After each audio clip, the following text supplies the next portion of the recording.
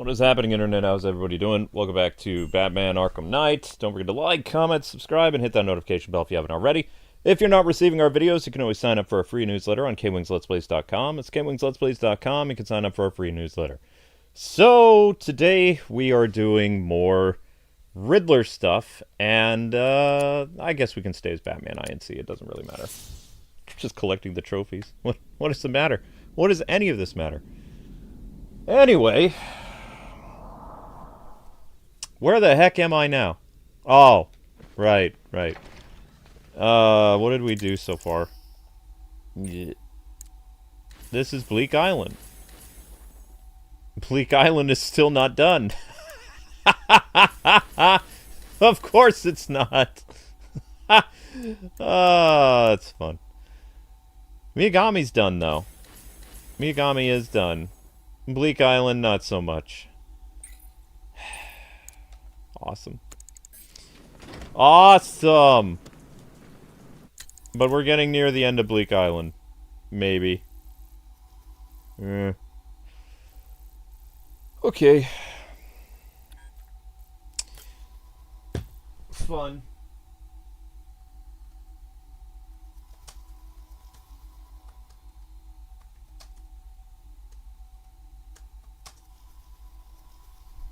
Hey John, how you been? Hello chat, how are you?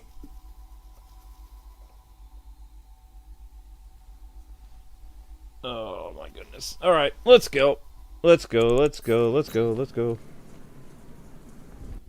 don't need all that atmosphere. I can't speak anymore. So many streams today. Atmosphere. Rain. Whee.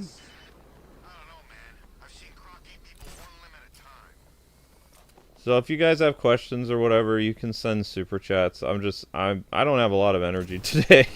I was like a little emotionally drained from the Final Fantasy thing, and I had a old YouTuber colleague, I guess you would call him. I don't know if we're necessarily friends anymore. He said some pretty... I remembered he said some pretty nasty stuff a couple years ago. I think that was him, but he called me out of the blue or contacted me and talked to me about a former member of my community that's a part of his community now, and I'm just thinking, I don't care. But I feel like this person's dad, because so many YouTubers have reached out to me about this guy's behavior, and it's like, I'm not associated. I feel like Mr. Incredible, you're not affiliated with me. It's like, when you leave my community, you're no longer affiliated with me. I'm not responsible for you, you know. And if some of my viewers are pestering him or whatever, I can't control my viewers. I can't control anybody. If I can't control deranged X fans, I can't control regular fans that are, like, getting in conversations with this guy. But it's just, it's weird. So I'm really drained from that. Like, just like, out of the blue, it's like, I see a message from this guy, and I'm thinking, oh, are we gonna bury the hatchet from a couple years ago? Nope, it's about the black sheep of the community, again. And I'm just like... just want to go to bed or something, I don't know. Ugh. So yeah, anyway, if you guys have any, like, really major Batman questions, just throw some type of super chat my way, I'll answer it, because I just don't care tonight. I really... I'm gonna do these stupid Riddler trophies, and then I think I'm gonna binge watch a rom-com or something tonight. I just really want to get my mind off stuff, you know?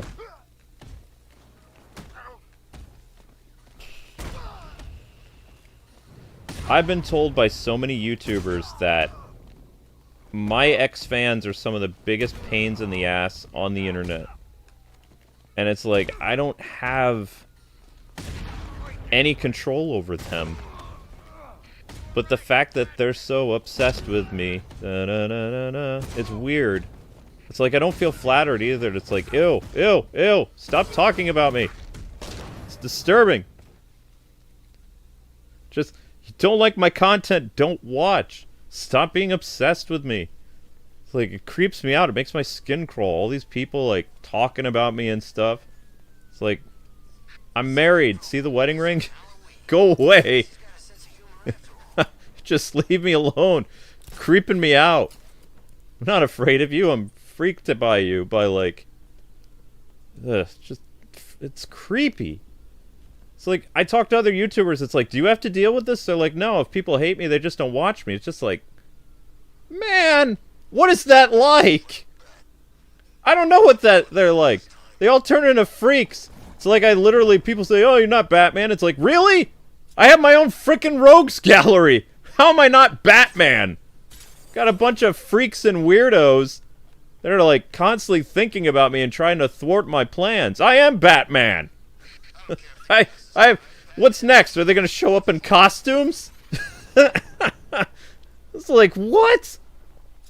Why? Just move on with your life. Jeez. It's creepy. Even my YouTuber friends, they don't get it. They're like, I don't understand, because you don't agree with some political stuff? It's like, yeah. They're like, that's the reason? I said, that's the reason. I didn't start cussing out ex-fans until this year. I kept it bottled up. And they're like, that doesn't make any sense. It's like, I know, right?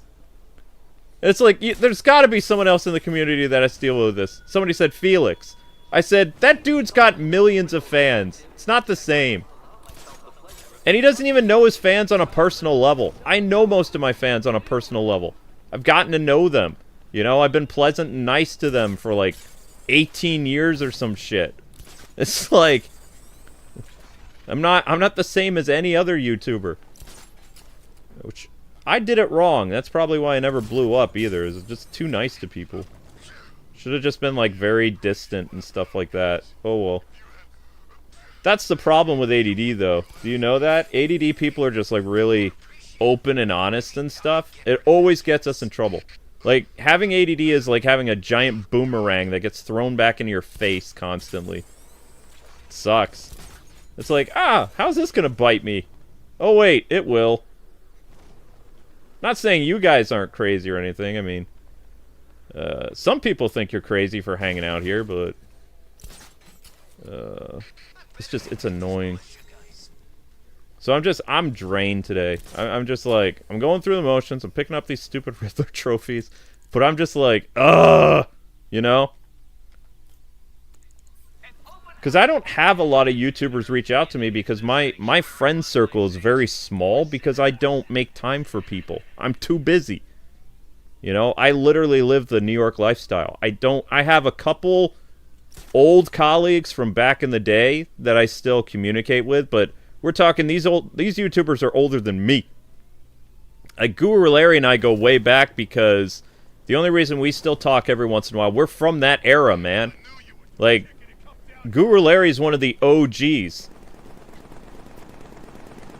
You know? And we always have in common that we were both game journalists. He was a game journalist over in the UK. I was a game journalist in America, right? So we have that in common, and we talk about the old days sometimes. I was on one of his posts recently because he was making fun of a game journalist that... The dude... I have to talk about this because this is funny. Like, because this is not how you do game journalism, by the way. So this guy, Larry made, like, this tweet, like, discussing that this journalist, I think he works for PC Gamer or The Gamer or something like that, I don't know.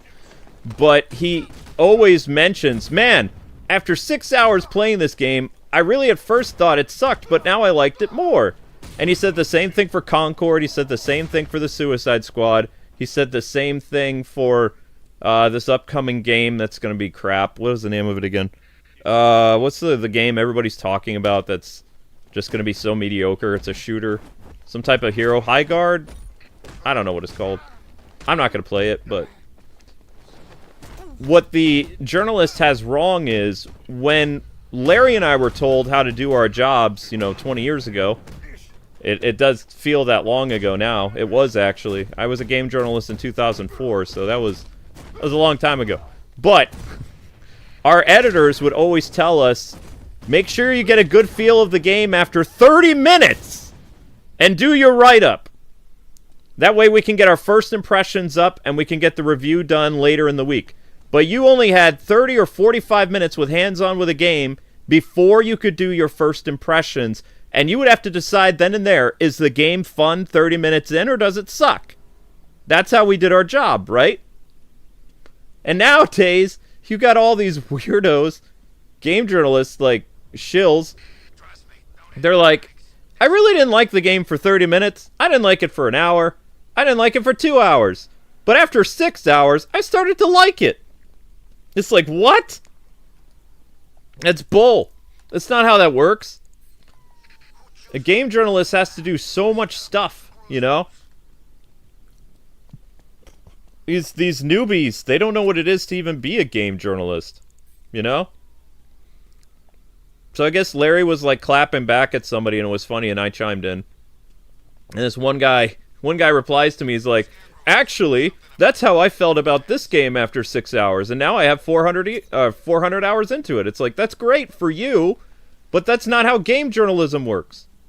Game journalism, you're supposed to come to a conclusion about if the game is worth someone else's time, not just your time, but as a game journalist, you're supposed to be representing the gaming community. You are a representative. And so when you play something and it doesn't, you know, send good signals after 30 minutes or so of gameplay, chances are 6 hours later that's not really going to change. So your job is to be honest. What in the stupid riddle? Where is it? Subject obscure. Okay, we're getting in the right place now. Is the bookstore? The bookstore? Why? Why? What is the riddle? You said I'm getting close. Now you're saying no subject. Make up your mind. I'm doing riddles here. Get out of my face. Get out of my face. Okay, so where's this riddle? You can't say subject obscured and then not... Ugh. Is it a giant book? No. Oh.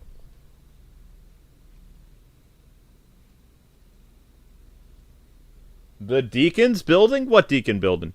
There's a what building is called the Deacon building? There? That doesn't say Deacon building. What am I looking for? Subject, why? Why? Why is the subject, it's here? What?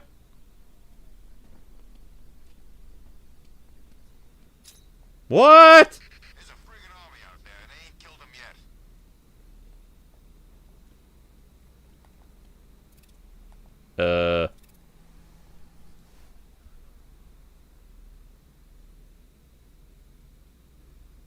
I'm at the wrong building to scan. Freaking panic attacks, freaking fear gas. I barely breathe the whiff of the stuff. It's not here. Where is it then? If it's not here, where is it? Where are you? Isn't it on the street where I live? What's with all the rain? Suddenly Penguin don't look so stupid. Where were the other riddles going? It's Batman! I'm offering a sidewalk sale if you people are dumb enough to fight me. Gonna have some fun with you, Batman. Smash it. I'm not in the mood.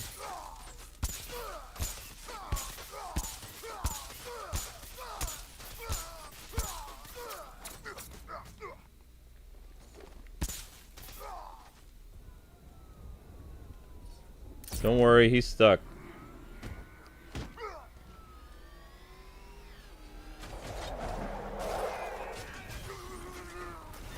I'll get you out! Sorry I pulled a Ben Affleck.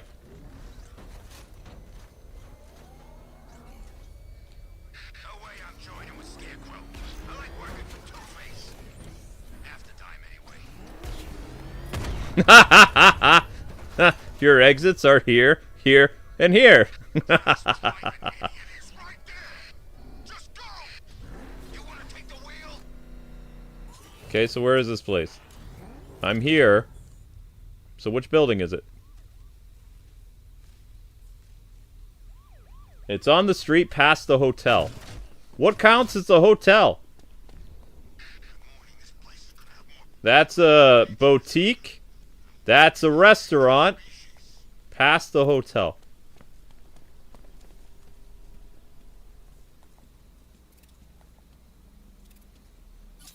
Really? Okay. Look at this place. It's gonna take more than Wayne's millions to clean up this mess.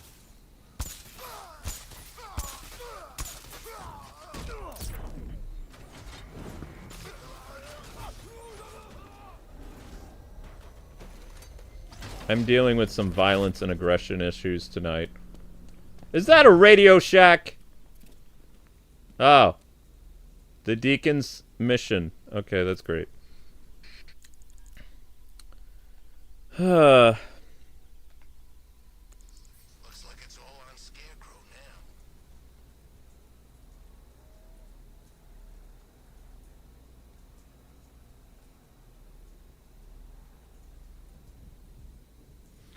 Am I gonna play the original Final Fantasy VII? No. No time. No time. I'm also playing Final Fantasy Remake, so that's good enough. Your bat tank fires non-lethal rounds. It's like getting punched by an angry gorilla. Punch with an angry gorilla. Riddles. Thanks though for the suggestion. Whoops. I guess Arkham Knight was just like all the other losers who tried to beat them back. But did it really come out in the January 31st, 1997 in America, or did it come out in Japan on the whatever? Like, are we doing like whenever it released in Japan, that's its anniversary now? Not when it actually released in America? Is that how we do things now? I mean, Japan is the originator, and it did release first in Japan, so I guess that makes sense. Never fails. But I don't remember Final Fantasy VII coming out until, like, later in 1997.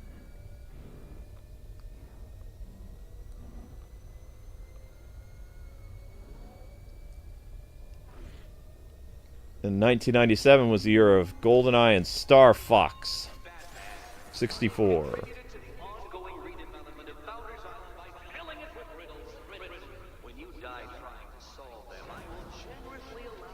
Yeah, be quiet, Riddler. Shut up. Nobody who cares about what you say, fool.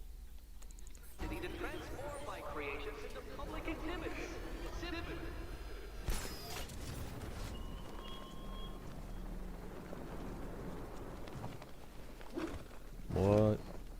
Come on, we can take him.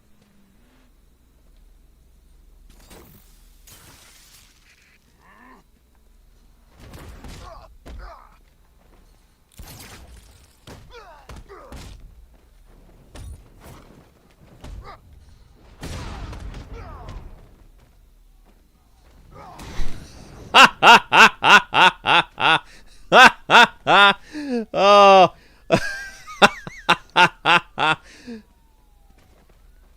Oh, he looks stuck. Yeah, you better run. Don't worry, I'm gonna get you out of there. Emergency vehicle is on the way.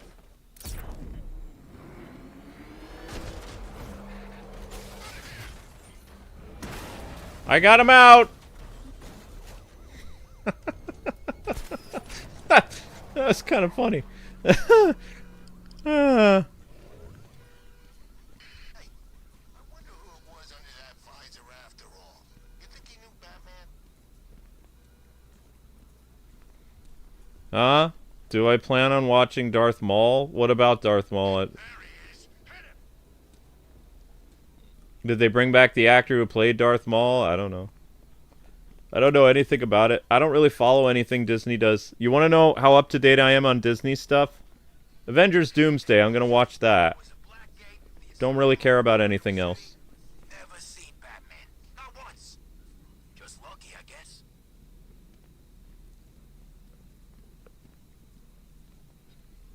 Look out! It's the Bat! It's the freaking bat! And he's going for a walk! Yeah! Yeah? I heard Penguin's boys had the bat cornered, then one of his little helpers turned up. It's Batman's little helper elf. That's a fire hazard. Let me fix that.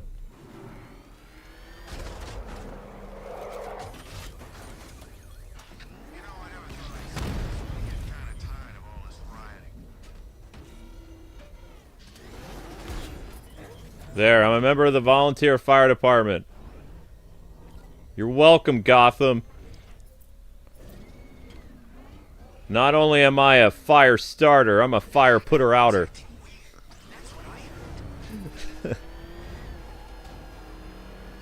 Oh crap! He's coming after us! Floor it! Floor it! Batman! He's got a friggin' tank! Oh god! Come on, get us out of here! Whoops. Did I do that?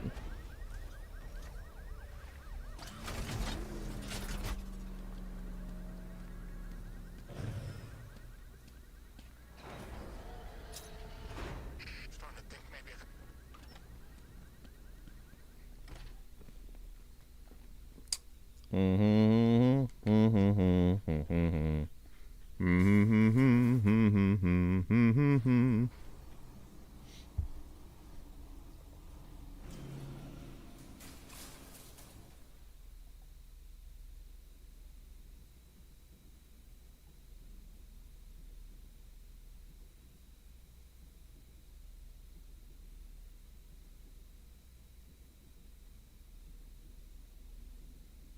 I don't pay attention to Berserk, sorry.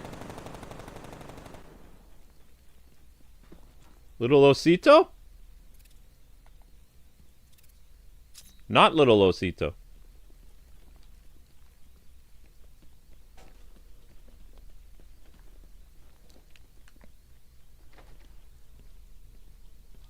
A bat uses these to see at night. The dots didn't work and his cure caused... Francine is gone! Forever my love. We never got Man-Bat Lady. Oh well.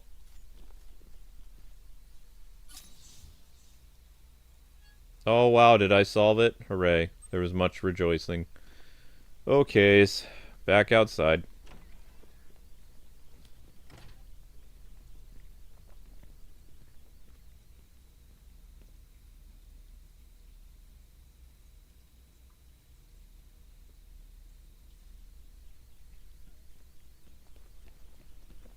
Oh, the guy who voices Darth Maul is going to be in the show?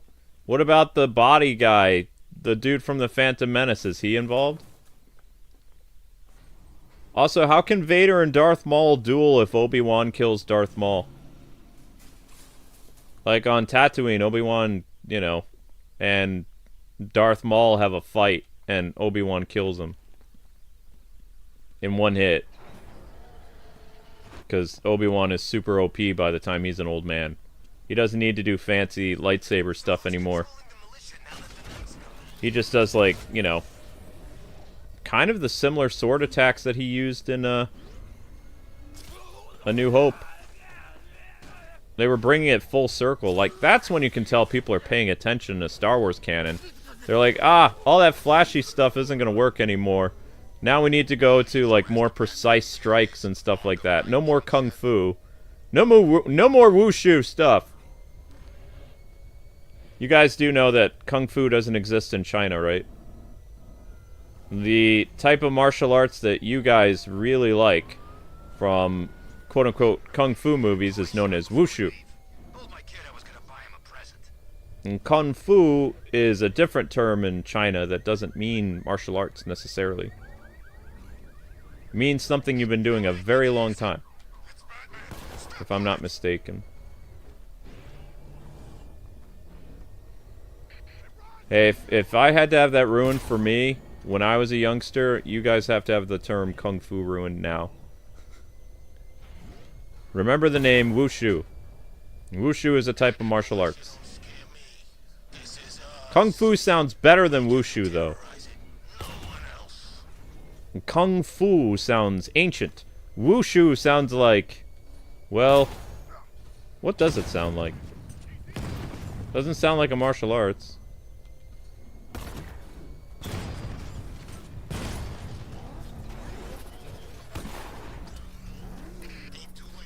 Do we have to wait for another thing? Yeah, we have to find a green cabbie. Hooray.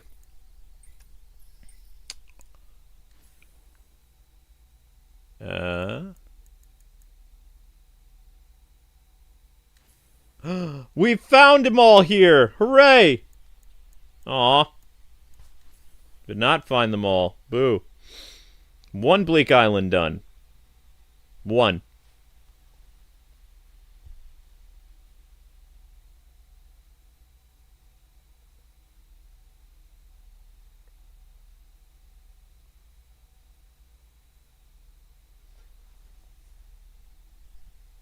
Well, I mean, the term Kung Fu is not fake, but it's not used to describe a martial arts. It's been westernized. It's a Chinese term, but it just sounds better, like, for martial arts movies. It's not actually martial arts.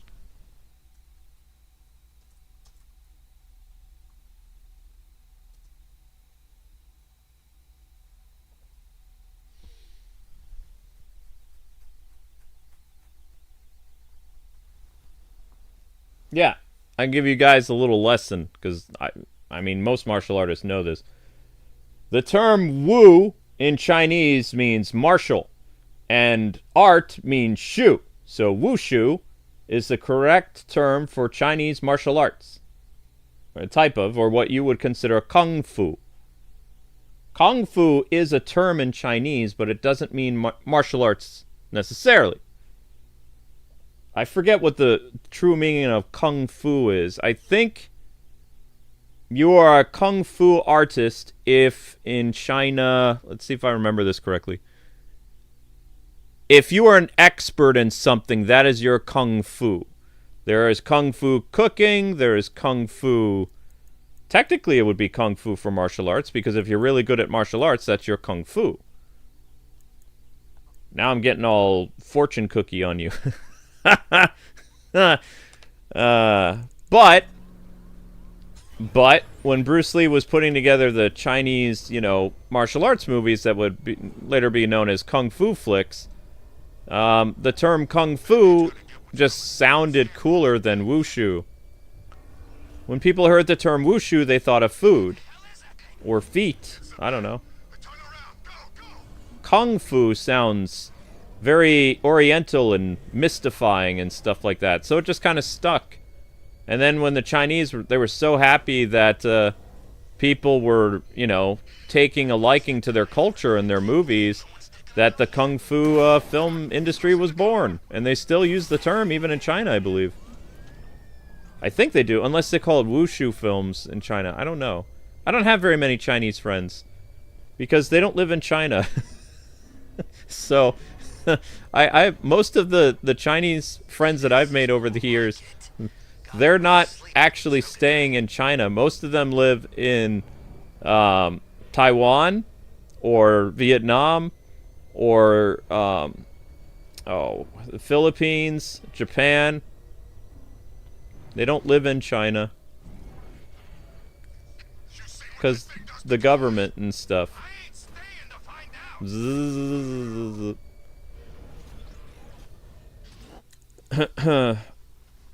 Okay, so we need to wait for a green van to come by. Oh, scan the Batmobile? Okay.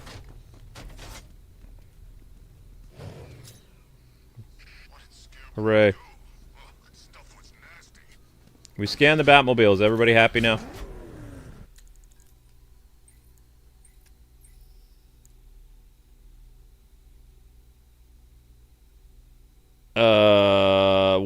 Where was it? Which one of Bleake Island was the Batmobile?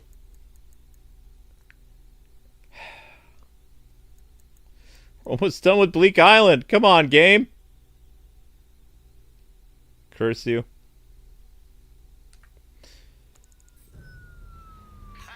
They'll be sorry Yeah, they'll be real sorry. Alright, speaking of sorry, we need to wait for a green. We're gonna have to drive around until we find a green vehicle.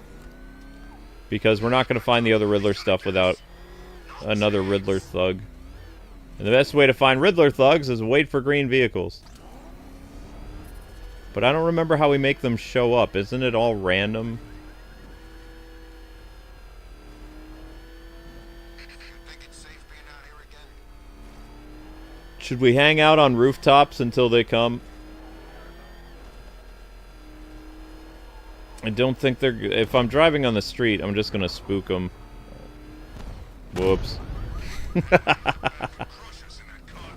Oh, that's funny. We're gonna park the Batmobile. Alright, guys, I'm gonna go parallel park.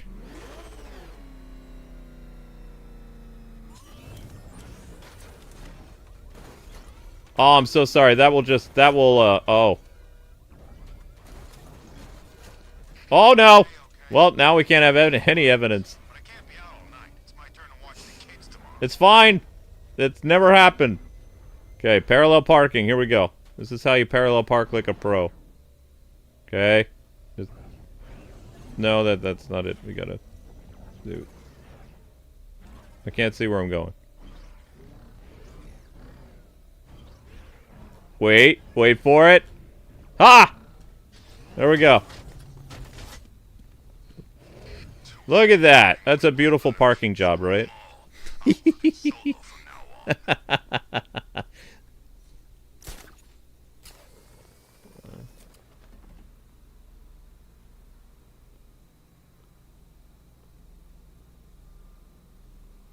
How's the term kung fu treated in Korea? I don't know.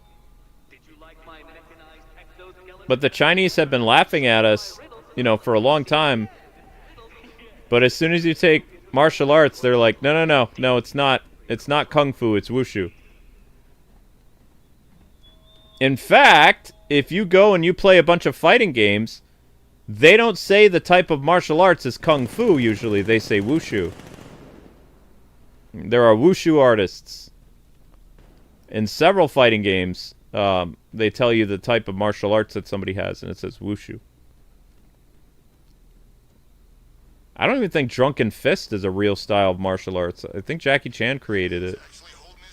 Drunken Fist combines a couple different martial arts into one, and they call it drunken boxing, like whenever the first movie came out, but is that Cord Industries? That is. Yeah, it's not a riddle, though. I need a car. Batman's up against it, fellas. You hear me? We can take it. Yeah, Batman. Yep, you can take Batman. Good luck with that. Between fighting an army of tanks and us, he's got too much on his... Where's a good place to find a green vehicle? We still need to take down one Riddler guy. Otherwise, we won't find these other remaining things. Sad but true.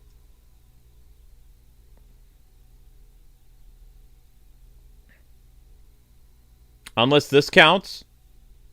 Does this count as Bleake Island? Does it? Does it? Does it? Perhaps? I don't care if the gas is gone. Batman still ain't one to fight. Oof.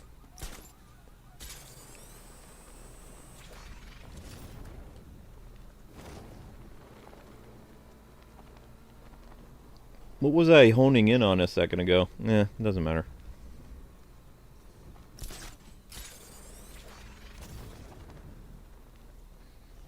Yeah, I fought Batman once. Broke my arm in 3 places. It broke his arm in 3 places. That's great. Ooh, more of the stuff is popping up now. Oh, am I still on Bleake Island? Yeah, I am. Okay. But the way I see it, lightning ain't gonna strike the same place twice. You're right. This time I'll make sure to break your arms too. And I will too. Hooray! Isn't that nice of me?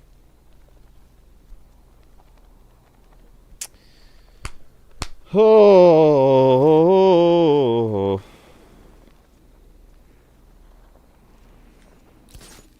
Yoink.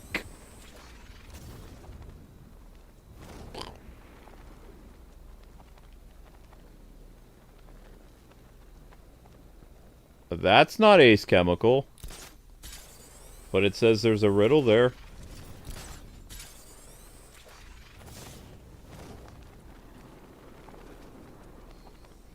Freaking panic attacks, freaking fear gas. It's the freaking bat! Freaking bat!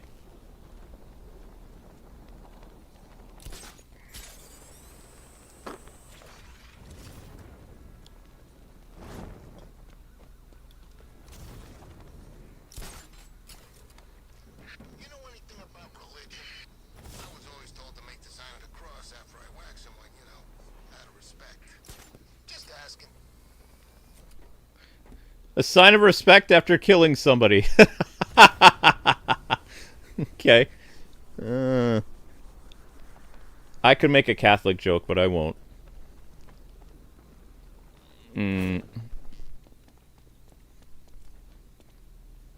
I will behave. Even though it's a late night stream.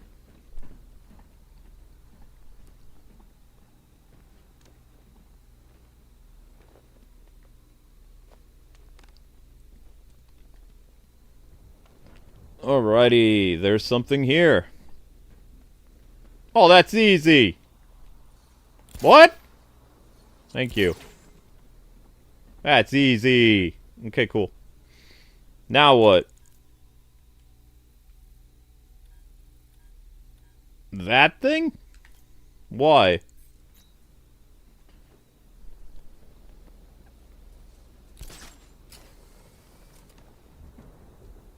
Hole.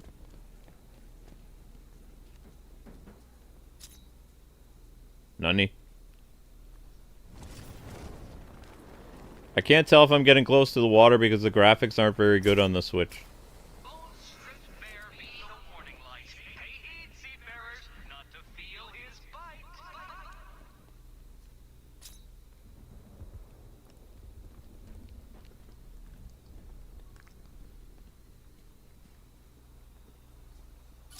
Hooray.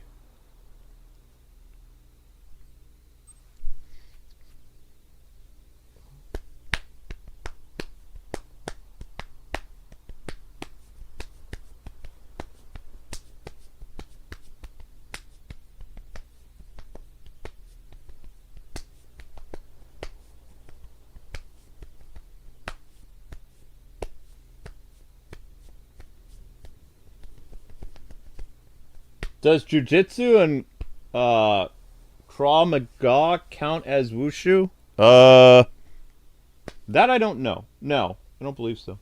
Jujitsu is Japanese.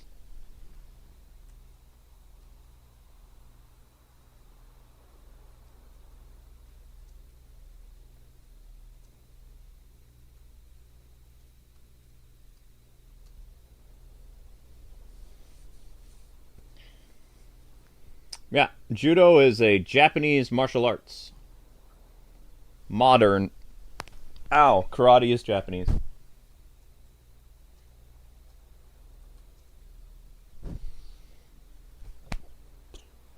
Whoa. Okay, so if you're studying martial arts, according to Google, there are over 40 recognized styles in Japan. From judo, aikido, sumo, kendo, karate.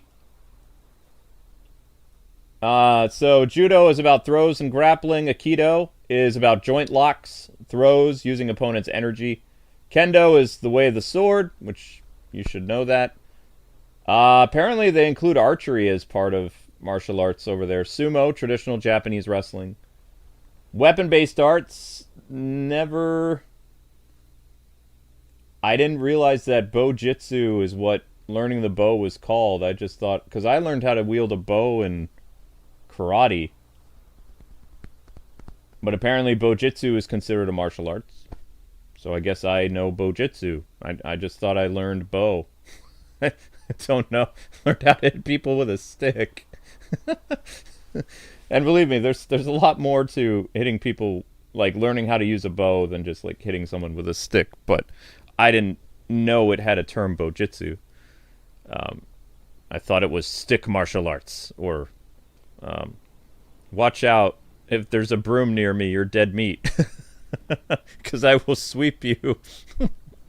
The reason why I wanted to learn how to use a bow in martial arts is because there's so many times when you're around that something is about the same length as a bow staff, a broom, mop. Blame Jackie Chan movies, but I came very proficient in the bow. Also, my favorite Robin as a kid was Tim Drake, and he used a bow, so there you go. Actually, it was pretty common that most kids in the 90s learned Bowjitsu, I guess, because of both Tim Drake and Donatello. Anything important I should know before I become the vigilante in residence? Exercise regime? Allergies? How regular are you? Oh, come on, Bruce. I need to know this stuff. Need to know this stuff. Don't tell me you're allergic to something and then you can accidentally eat himself. Oh, there we go. Yay!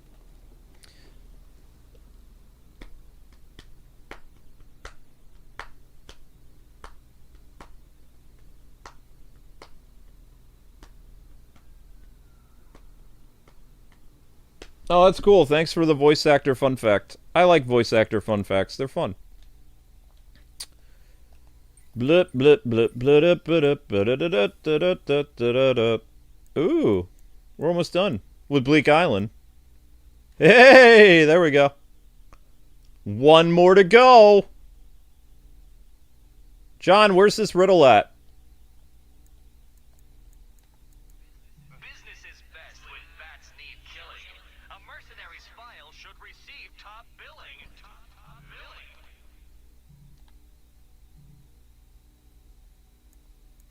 Business is best when bats need killing. A mercenary's file should receive top billing. Top billing. Oh, you're hearing random tap dancing? Okay, that's me. That's my fingers hitting the controller. When I get bored or I'm thinking, it's a bad habit, but as a percussionist, I always used to do that. I don't play the drums anymore, but it's not by choice. I can't get the rhythm out of me, so sometimes I tap. Usually my controller, you'll hear it. You know? I do it without thinking. That's what it is. It's not ASMR, ASMR or anything, it's just me messing around. I cannot sit still as a person with ADD, so I'm always moving. If I had webcam on, you would see me bouncing up and down because my foot's going a mile a minute. Like, I just can't sit still. Like, people would be like, why are you bouncing up and down? What's going on? It's like, imagine that the top of my foot is, like, vibrating. And it's just something I do. I don't know. I've always done it. And kids who used to sit behind me would think there was an earthquake or something in high school, but I was just fidgety. ADD people can't sit still. Which is weird, because my wife can't sit still, but she doesn't have ADD. She's too smart. No offense to ADD kids.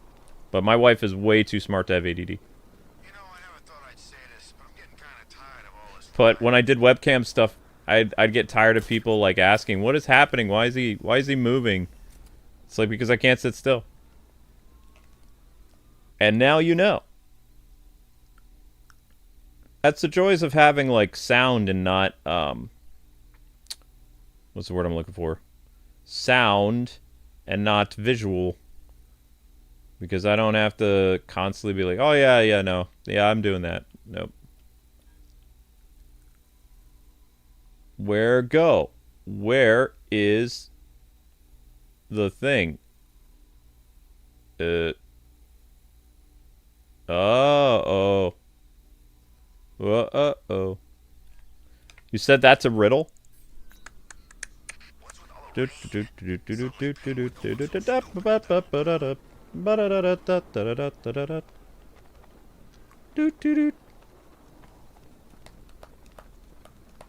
Bump, bump, bump.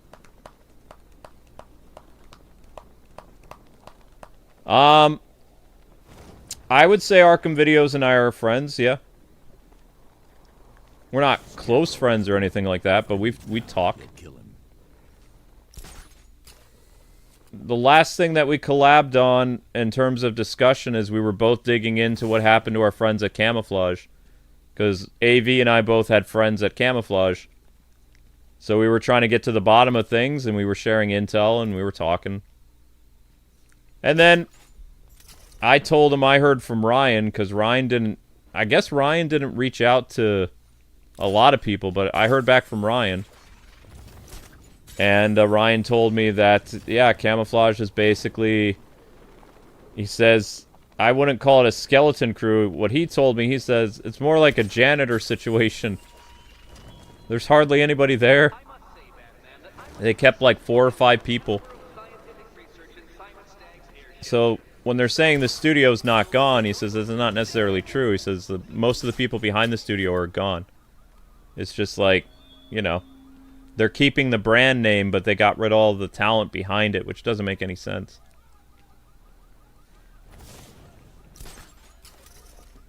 Whoa. But every once in a while... We only talk about Batman, though. We don't... Like, AV is overseas. You know that, right? He's not American. The reason why he's never gotten into American politics is because he's not American. He doesn't care. He has no say in what's going on over here. He almost said something back when British people were arresting folks for, like, speech. Do I tell them it's me, or just savor the betrayal in their dying eyes? Yeah, I know. I can't decide either. But part of the reason why he doesn't speak up about anything is because, like, both sides think he's, like, you know, super... What's the word I'm looking for? Like, he's not going to get involved, or either side can be like, oh, he believes what I want him to believe. You know, that's why Arkham Videos is still amazing. It's like, he probably has different political beliefs than both sides. It's just he doesn't talk about it. Because he's too busy running 4 or 5 different YouTube channels that are all gameplay oriented. He doesn't have time for anything.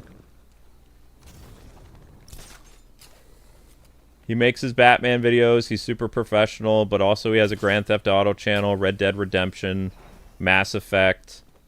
What was the other one? I think he has a racing channel too. I think he's a not Need for Speed person. I think his racing channel is one of those F1 racing things, which doesn't get a lot of attention. So he has like 4 or 5 channels that are all commentary based. So he's more busy than I am. Watch out for the bat. I'm not getting caught like last time. But he almost... I remember a while ago, I think it was a couple years ago, he started to write a post about... Because I was asking him, I said, is it true if I say something bad about British Parliament, I'll get arrested as American? And he was like, partially true. I was like, how's that possible? He says, because freedom of speech in my country is dead. So he was thinking about making a post, like, you know, for free speech or whatever in his country, but he didn't do it. He talked to me about it a little bit behind the scenes, but... And he is he's a free speech advocate for his country. But he's not American. We've almost met a couple times when I went to England, or I was supposed to go to England. We were going to meet up and have some tea or something and, you know, meet each other in person, because he doesn't tend to come to the States.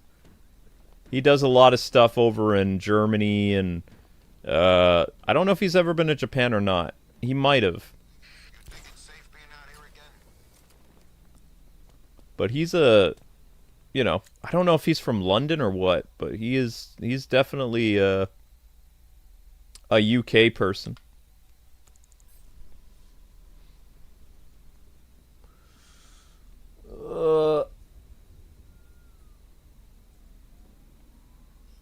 Ain't too late to join up, my friend.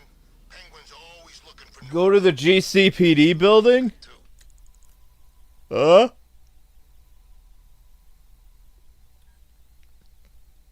Is the GCPD building located in, It's located on Bleake Island? Really? Huh. Okay.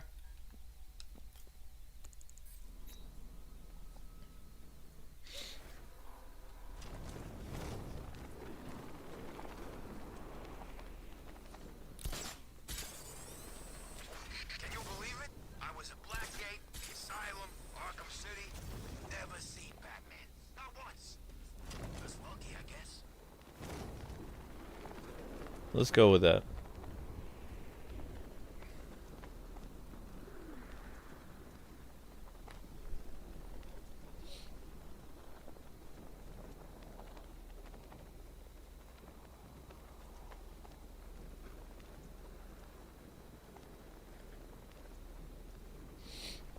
Yeah, I like AV. We don't talk that much because, like I said, he's busier than me. Like, people think I'm busy because I stream like 12 hours a day, but he does a lot of stuff. I don't know what his sleep schedule is though, because I'll email him or whatever like around 4 in the morning, and I'll hear back from him at like if I have a problem and I need to get a hold of him, I don't hear from him for like 12 hours. So if I message him at 4 in the morning my time, I hear back 4 in the afternoon my time sometimes. Or sometimes it takes him a day or two to respond. Like, we're not tight or anything. We have a mutual respect for each other. He saw me as competition back in the day because he says, "You can do something I can't." I said, "What?" I said, "What can I do that you can't?" He says, "You deliver good commentary." I said, "Oh, thank you." I said, "What else can I do?" He says, "That's it." I was like, "What?" He says, "You didn't think I was going to say your gameplay was good." I was like, "Oh, that's... And he was like, "Lol." So, I mean, he razzes me on my gameplay and stuff. You know, he's an old friend. I don't have any problems with AV. I have a problem with some of his mutuals, but, you know, AV's fine.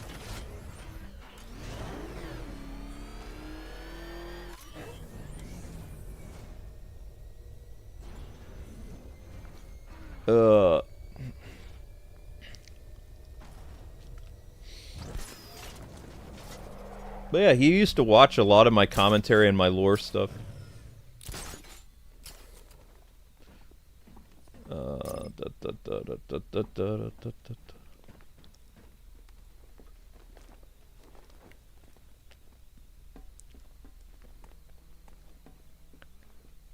Hi there.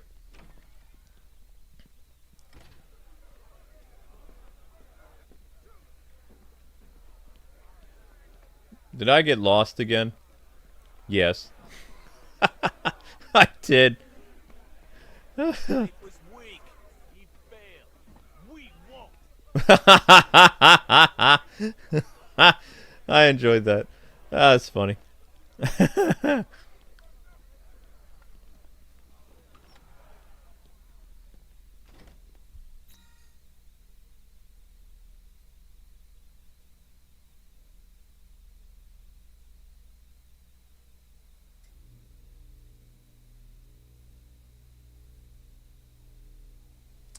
Maximum security area? Where's that again?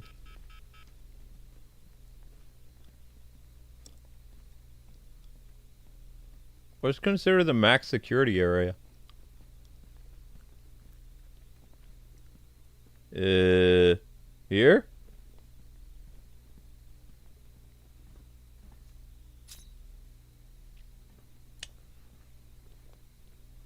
Where is max security?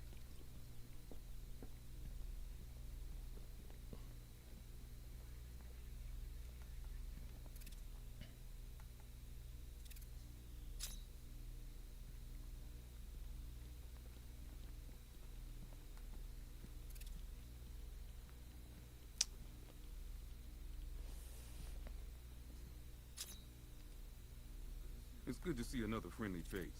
Hell, there ain't too many left in this town. Thank you.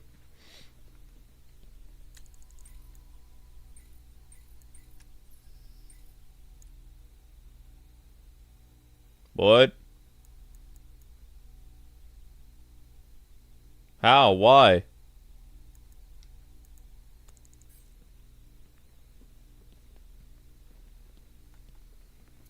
We just did it.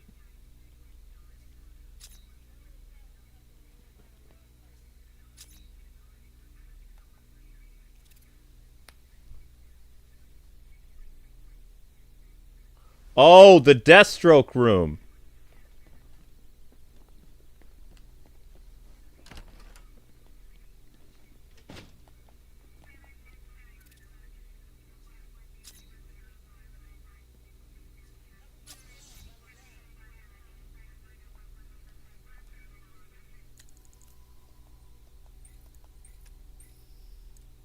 Ta-da!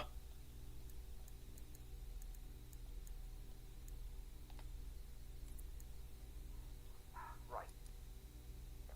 I thought it best we meet alone, Edward. I know what you're doing, Crane. Talking to me away from Cobblepot and the others. You're appealing to my ego. Is it working? Ha! I don't have an ego, Crane. I'm far too brilliant. Especially for the likes of you. Of course, Edward. But nonetheless, we have a mutual foe. A foe I could vanquish with but one of my cerebral lobes intact. Yet here you are, proposing an alliance that would let you bask in my luminescent glory. But what if you failed, Edward? What if, by some underhand means, of course, the Batman were to humiliate you again? Absurd. I know, Edward, it's a frightening thought. How many failures can even your enviable reputation withstand?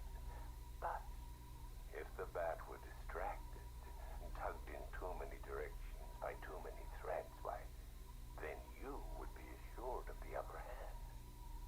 I don't know how to respond to your ridiculous insinuations, so all I will say is this. Tell me which day you plan to attack Gotham, and maybe, just maybe, if you're lucky, I will coincidentally put my entirely separate and superior master plan into effect. How kind, Edward. I will keep my fingers crossed.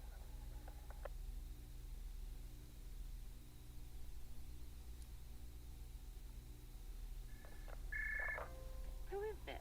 Ah, Miss Kyle. You have the privilege of conversing with me, the Riddler, Gotham's premier supervillain and intellectual colossus. And I'm honored, Eddie. Really. Bye. Wait. I'll get to the point. I find myself in need of your unique skill set, your street smart, as your intellectually challenged kind adorably calls them. I'm going to adorably hang up on you, Eddie. No, listen. I need something acquired, something valuable. Sorry, Eddie. It's just that I have all these clients who aren't insecure little power-mad man-children. Fine. You may name your fee. Information. Ah, the most valuable commodity of all.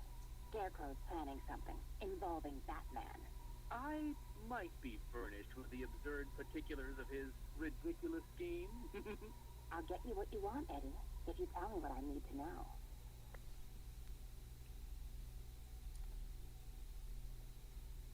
Right, okay. Riddler bot memory formatted, adaptive AI algorithms uploaded, joints oiled. Now, give my creation life! Ah, damn it! Useless hunk of dead metal. Do you want to become a semi-automated theme park mannequin? Because that's the fate in store for you. Problem, Eddie? Ah, Miss Kyle, you're here. And you already have company. Almost, anyway. Did you lose your friend's batteries? Why, yes. In a manner of speaking, anyway. I'm depleted.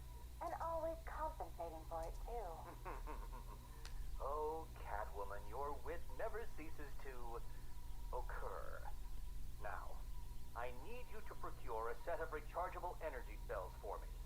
Stag Enterprises' Nimbus Tech will work. I'm sure Wayne Enterprises has an equivalent. Got it. It's been a pleasure as always, Eddie. Except for the talking to you part. Wait! At least take a glimpse at what it is you're supposed to be stealing. There, in the robot's chest cavity. Go on. It won't bite. Eddie, there's What the hell? Eddie, make this thing let me go. Batteries? You think I needed batteries? Oh, Miss Kyle, you underestimated my bespoke power supply innovations, and that was your downfall. What is this, Eddie? This is, bait. You see, I've identified what I believe to be some sort of attachment between you and Batman. The base nature of this attachment, quite frankly, disgusts me. But it will bring him here. You'll regret this. The world's greatest detective does not frighten me. He's not the reason you'll regret it.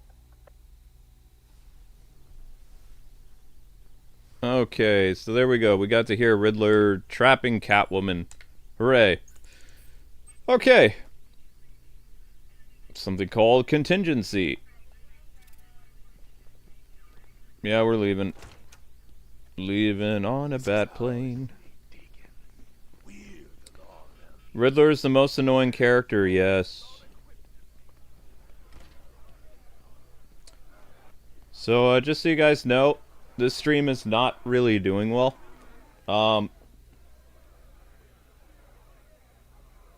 In order to get another episode of Batman, the one thing that is needed is every stream has to get 1,000 views. So you're at, after 2 hours and 10 minutes, you're at 570 views, which is not good. So you're about 500 short so far. I deal with everything by the numbers.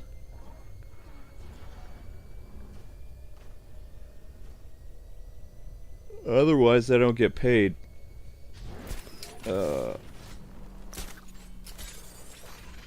But I always give people a chance to get stuff up.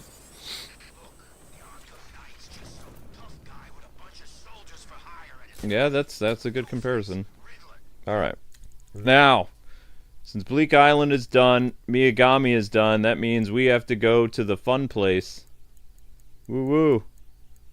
Miyagami's done. Hooray. Hooray, hooray, hooray. Yeah, Founders Island. Oof. So much stuff on Founders Island. The Stag airship. Boo. Boo. We don't like the Stag airship. No likey. No likey.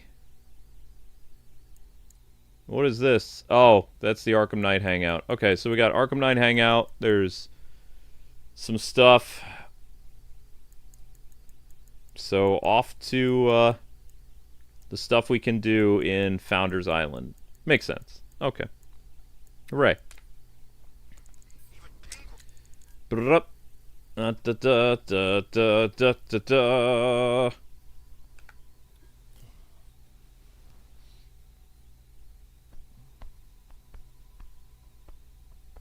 Well, I mean, what I don't like about Stag Airship is, like, you gotta move the boxes around, you gotta tilt the thing, like, whoa, whoa. You know, I don't like that. Because it's like, not only do you have to do the puzzles, but you have to tilt stuff and run around and... The Stag Airship is the one that I hate the most. I don't mind the movie theater puzzles, but I don't like the airship. I don't like the airship, and I get very turned around inside the Arkham Knight's lair. It's the only things about collecting the Riddler stuff I do not like. That I can think of. Now they own this town. They always will.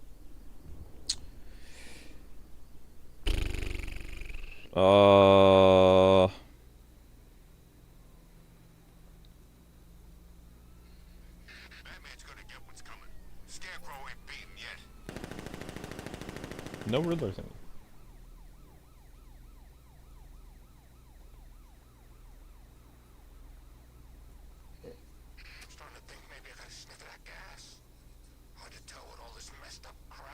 Whoops.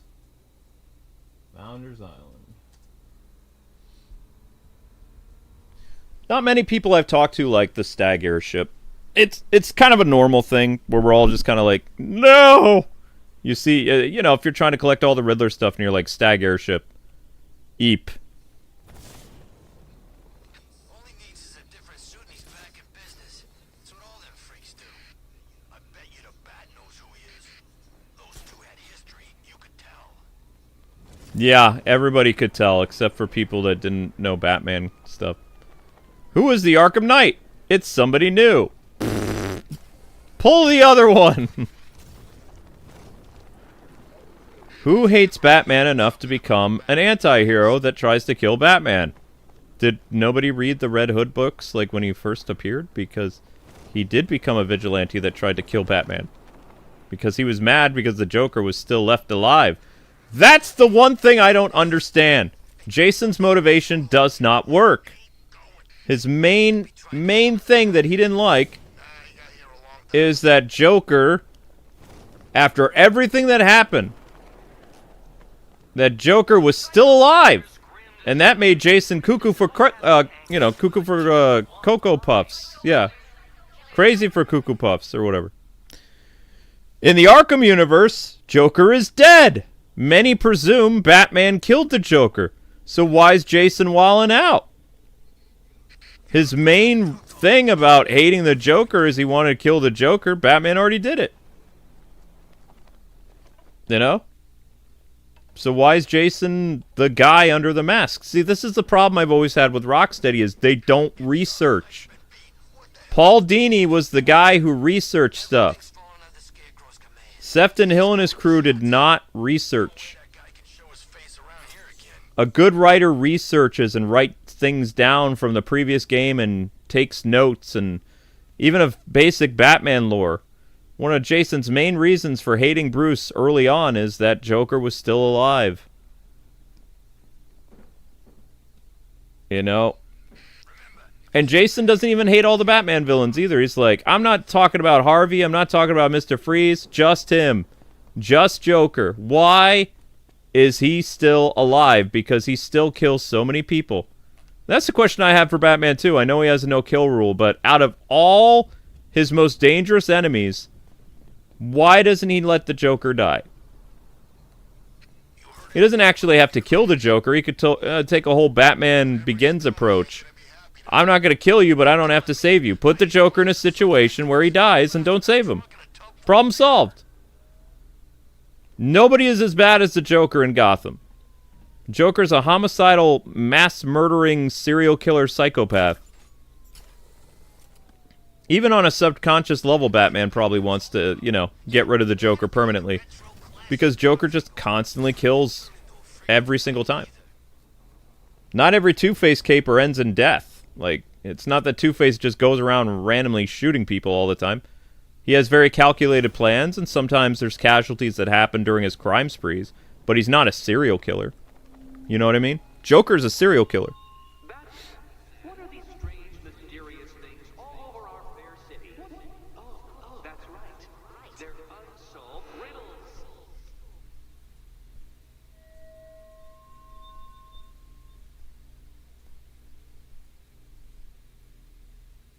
That was my only problem with Arkham Knight, is Jason's whole motivation for hating Batman is gone, and yet he still hates Batman. You know? He doesn't even say thank you to Bruce either. He doesn't even say, oh, before we get started, I hate your guts, but thank you for killing the Joker. At least you showed you cared. I wanted to hear Jason whine about, you killed the Joker, but I still hate you. We never got that. It's like, no, that's right, because Rocksteady they don't research stuff. And this is one of the things I've always, talked to Rocksteady staff about, too, is why don't you guys do the research? You make great games, and sometimes you hit it out of the ballpark with the storytelling, but you make so many mistakes that are very easily avoidable if you would just take 5 minutes to research and look something up. Most of your mistakes that you made with, the wrong Robin being in love with Barbara Gordon, easily you could have fixed that. You didn't have to take that to print. Yes, you are correct that a Robin loves Barbara, but it's not Tim. Tim's girl is Stephanie. Well, the Tim Drake that we like, his girl is Stephanie.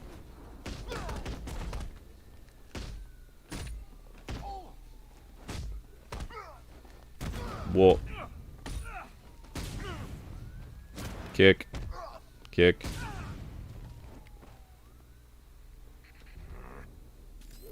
What did you think was going to happen? I mean, seriously. Bye-bye.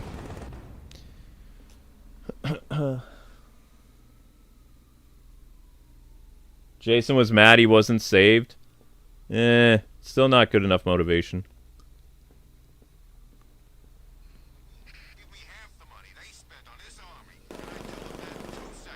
Still not good enough motivation. More!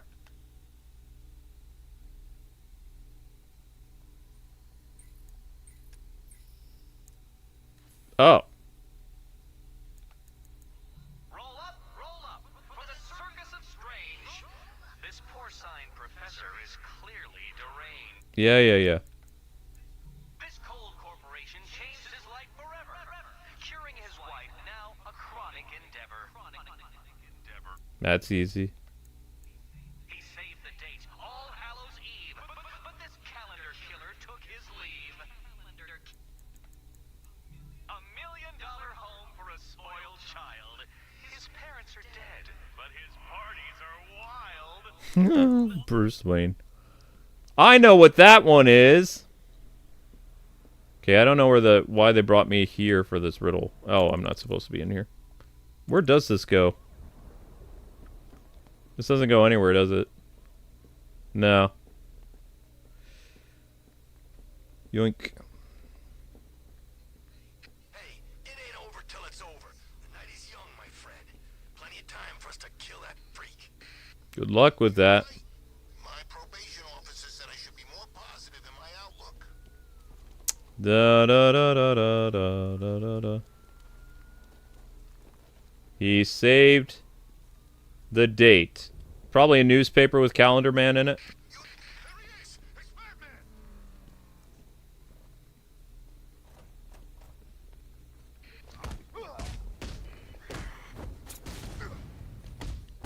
Also, I have a question. John, maybe you can help me out with this.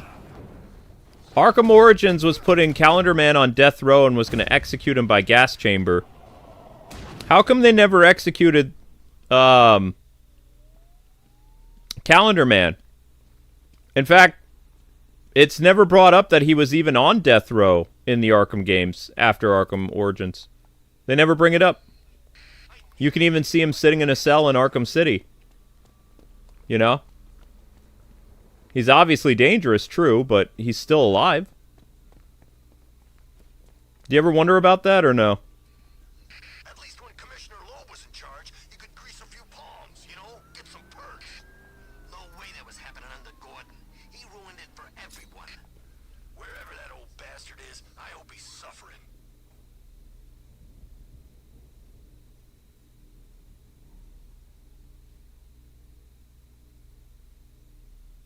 It's underground? Okay.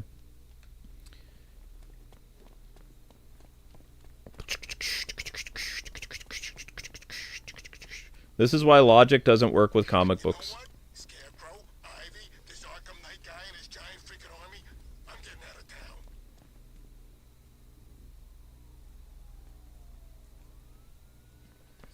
It's the freaking bat! Right. Calendar Man did get free. And he was apprehended again. My question is, the only Arkham game that is putting him on death row is Arkham Origins. The other Batman games, Calendar Man is mentioned, and he's never mentioned as being, like, you know, a stay of execution or anything.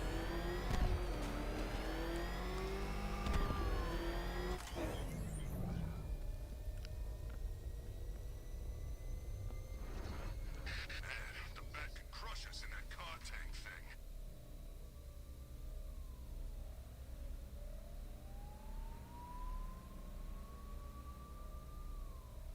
He wasn't put back into Blackgate, so he was in, who? It is right there. The DEO's custody? You want to take the wheel? Okay.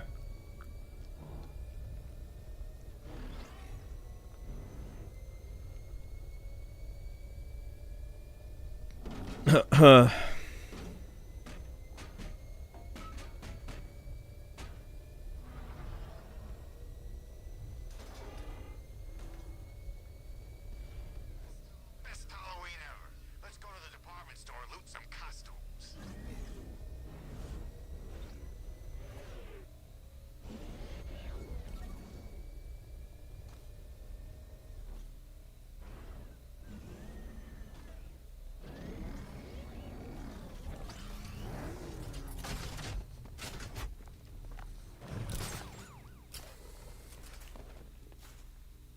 What? That's not right. There's a friggin' army out there and they ain't killed him yet.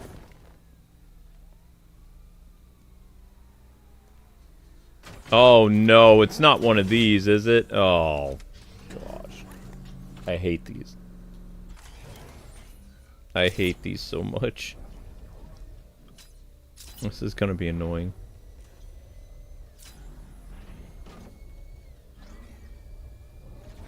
Is there anywhere left that ain't been looted? I'm getting bored.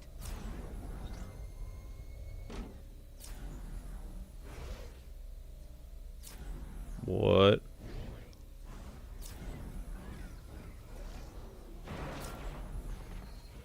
Okay, we'll join a couple of rides. But I can't be out all night. It's my turn to watch the kids tomorrow. What?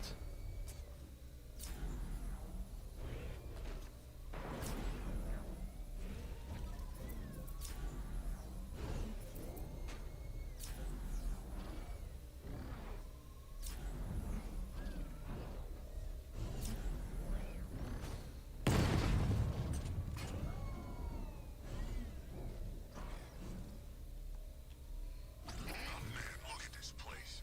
It's gonna take more than Wayne's millions to clean up this mess.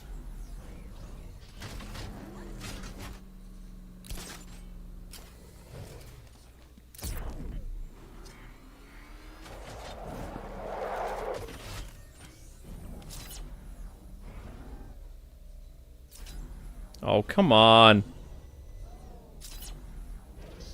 Ugh.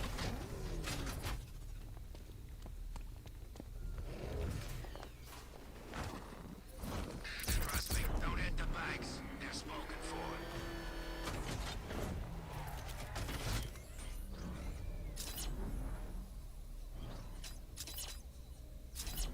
Oh, come on.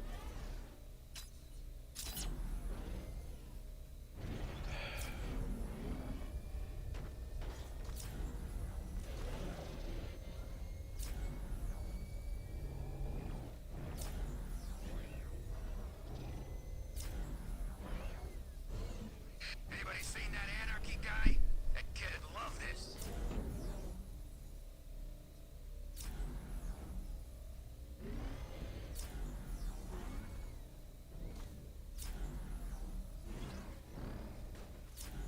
Seriously.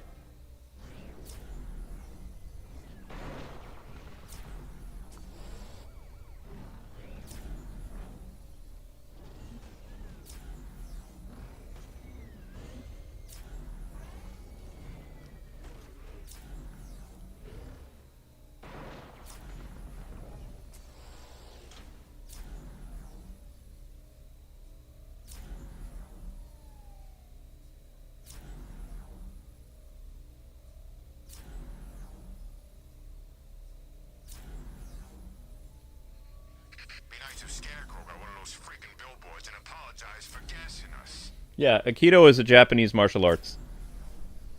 Muay Thai is from Thailand, obviously. Muay Thai, the martial arts with your deadly knee and elbows, forehead,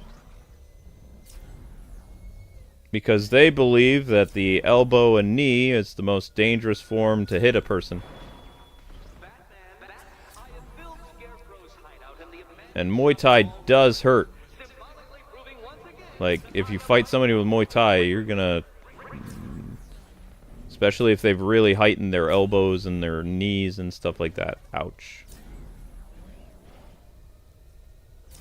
Why are you not working? Why?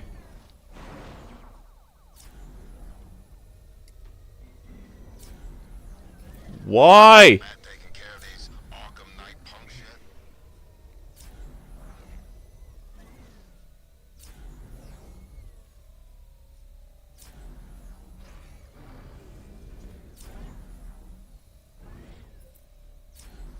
Looks like it's all on Scarecrow now. That thing will flatten us! Move! I'm going!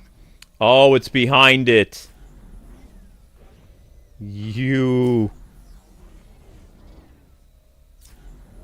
Okay, where does it go from there, then?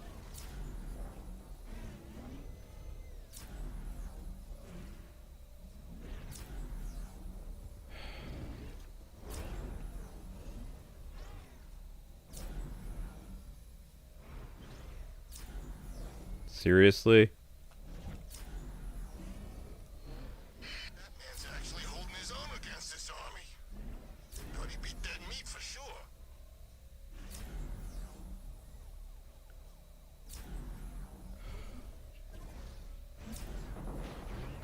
Please stop.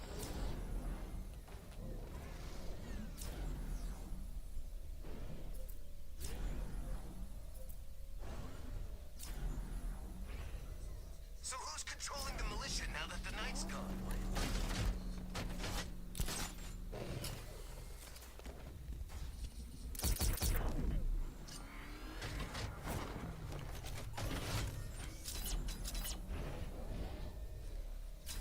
It's controlling the militia. Crazy people.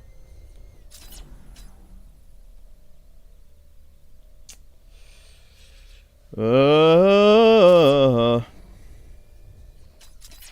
me to hit a toy shop before we leave. Told my kid I was gonna buy him a present.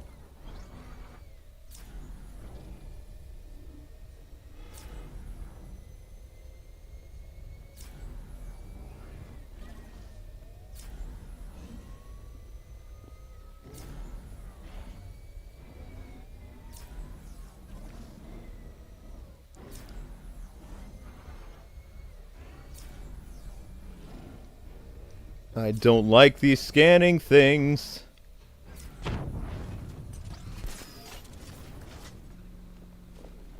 No, just go inside. Go inside. Ah. Who chooses to dress like a bat unless you got a few screws loose? Your mom.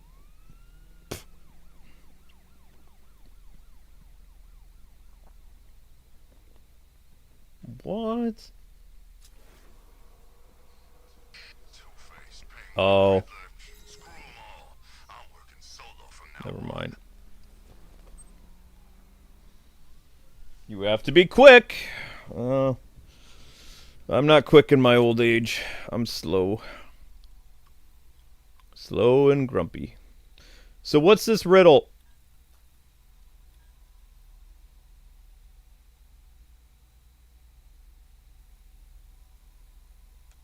You said it's underground.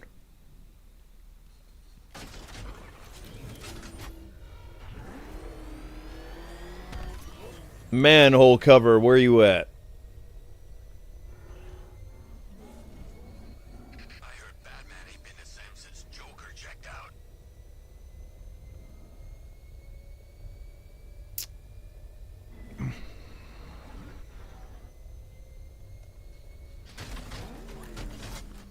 Serious? He's gone? I just said so, didn't I? Thought he was gonna take the bat for sure. We all did. Hooray.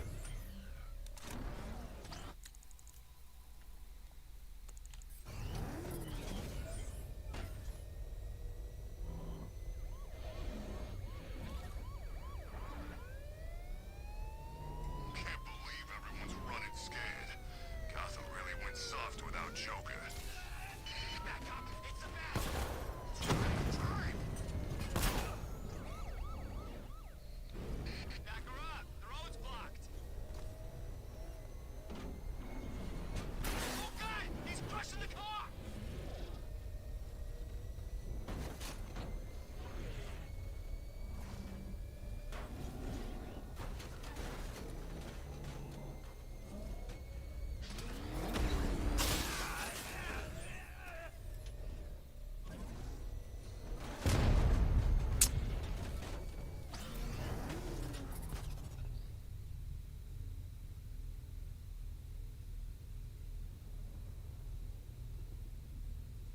You have to grapple up in an apartment room? Okay.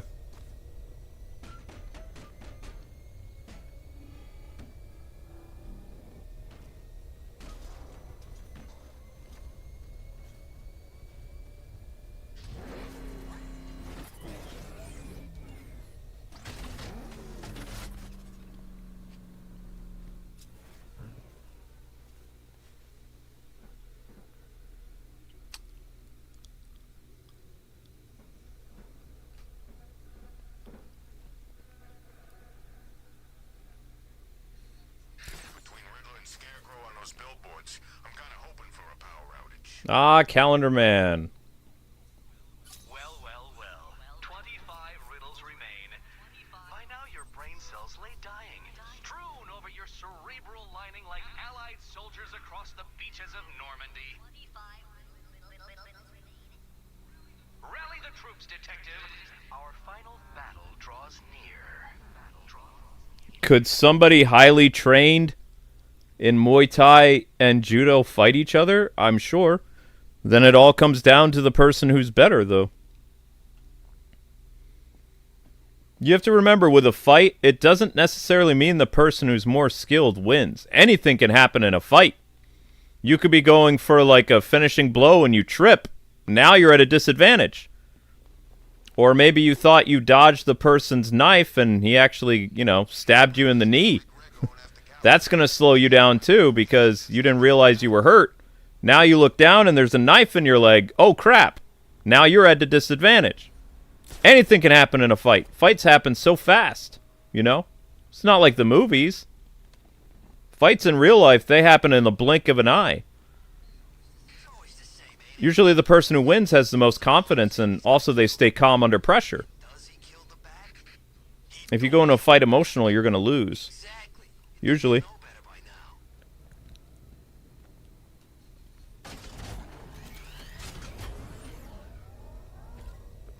Now, becoming skilled at martial arts is good, though, if you have to fight. At least you might have an advantage. Because usually, like, the times that I got into fights, I had a cool head. So, obviously, I'm still here because I didn't get yeeted, even when I got jumped by 3 people. But the thing is, you know, you had to keep a cool head, and you have to, you have to hit them hard. I did not care about what happened to my attackers when I fought. You know? Can't worry about what's going to happen to somebody when you're in a fight, especially if it's a fight for you. If you think it's your life, it's them or you. So, obviously, I didn't care about the dude who pulled a knife on me and I threw gravel in his eyes. I didn't really care what happened to him. You know? He was dumb enough to pull a knife on me in front of my car. I threw dirt, gravel, maybe glass in his eyes. I don't know. Don't care. There's 2 ways we can do this. Most important thing running through my teenage mind was this guy has a knife, Good. and I need to take him out. Did I play fair? Nope. It's not about fair, though. It's about survival. When's Scarecrow's show back on? But, you know, you can't second guess your stuff, because if you do, you're going to put yourself in a world of trouble. You might not walk away. But I can tell you what, he was not paying attention to what I was doing. As soon as he came toward me with the knife, I went right for the gravel and the dirt in that parking lot, and whoosh. And then when he was disoriented, he was mine. I hit him hard. Did not care.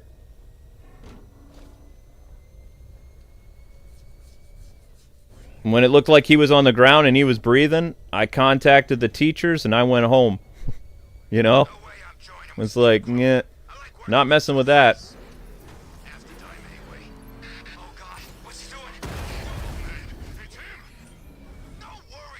But survival is key. That's what you have to understand with a fight. You need to live. You have to do whatever you can to live.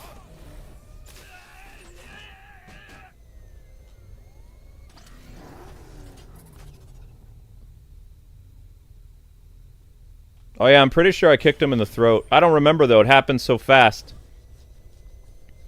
I remember throwing like dirt and whatever, like, because it was like one of those student parking lots that did not have good, the school didn't have a budget for actual pavement. So it was like one of those gravel parking lots, like behind the school was student parking. So he was standing there with a knife. A pocket knife or whatever, or switchblade, I don't remember. It was 25 years ago now. And I had my backpack and I had my leather jacket, and he was trying to rob me at my car. I don't remember why. Probably for cigarettes or drugs. Didn't matter.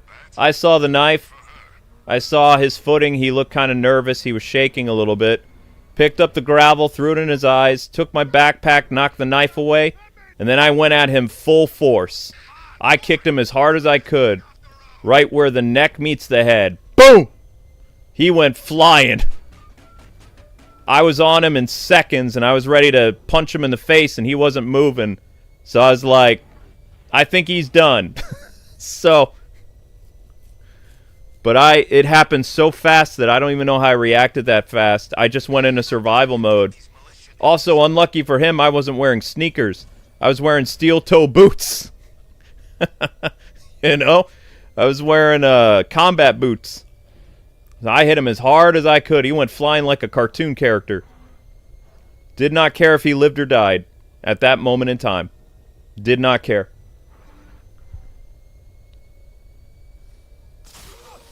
But if you're unlucky to come across me in an alleyway or something, know that I do not play fair.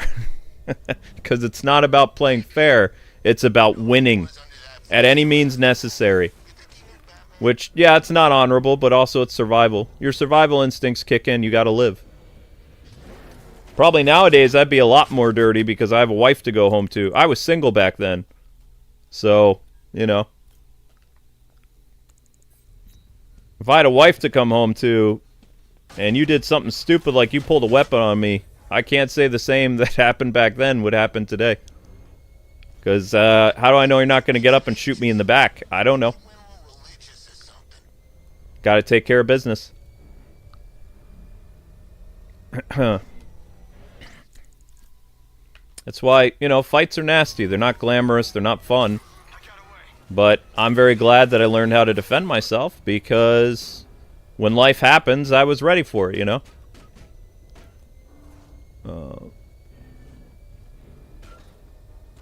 But the person who's calmest, you're usually the one who wins. Usually.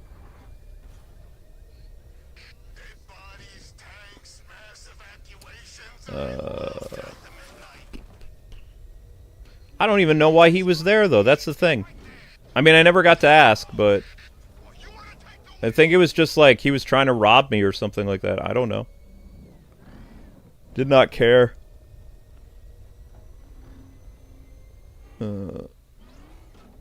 Trying to hurt another person is not, you know, you don't really worry about the why or the how or, oh no, they're impoverished or whatever. He pulled a deadly weapon on me.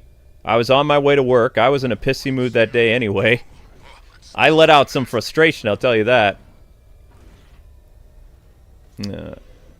I probably could have killed him if I would have, like, you know, I was over him in seconds and I had my fist, like, ready to strike, like, right at his temple. As hard as I could. And I saw that he was unconscious, so I was like, yeah, I probably shouldn't go any further than this, because this would be murder. So, I stopped myself. I'm like, yeah, I should probably get a teacher for this guy. He might need an ambulance. You know? Because I didn't want to mess with stuff. I'd already won the fight, so I didn't think it would be wise to continue. Because if a guy's already down and unconscious and you hit him as hard as you can kill a person. That's what they taught me in martial arts. If somebody's down and you deliver like the coup de grace, you might kill them because they're already unconscious. I don't know. I think I made the right decision to walk away. I don't know. The guy never messed with me again, but I only had a couple months left of that school anyway. Actually, I didn't see him again. Maybe he got arrested. I don't know. Didn't care.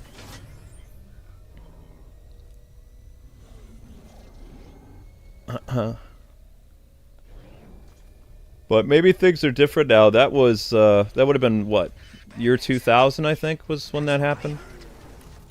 It wasn't 99. I was a senior in high school, so I only had a couple months left. Obviously, I was a senior because I had a car.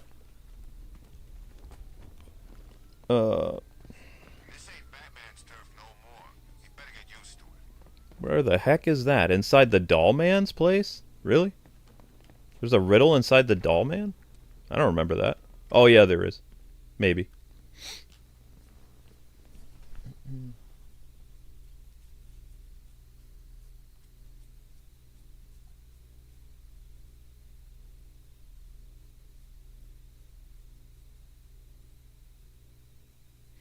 Well, I mean, the thing is, we have that, like, existing, like, threat for conventions where one of those weirdos said they're going to stab me in the face. And it's like, I wanted to go to those conventions to prove a point. Like, I'd basically redirect the knife so it stabbed the attacker. And then I would plead ignorance to be like, oh no, I'm sorry, I was trying to disarm him. I knew exactly what I would be doing. Like, just redirect it. Oops. Because I believe an example needs to be made. The only way a lot of these freaks and weirdos are going to stop their dangerous game is if one of them, you know, wins a stupid prize. So I would, you know, I would love the opportunity to teach one of these weirdos a lesson, you know, as well as to make an example. But I don't go to conventions without Amber, so I'd be endangering her just to, you know, get some petty revenge. It's not worth it. So I don't go to conventions. But there's an existing threat on my life, like for, you know, signing autographs for kids and stuff like that. They've made it very clear that they want to, you know, game over me. So, but I, you know, I can't say what I would do in that situation because I don't know. Instinct would pop in, probably. See the weapon coming at me and something's going to happen to the other person. It's not going to be me. I know how to deal with a knife drawn on me. Not only did I do it in practice, like in New York, but also I had it done to me in a parking lot. And I won. I'm still here. You know?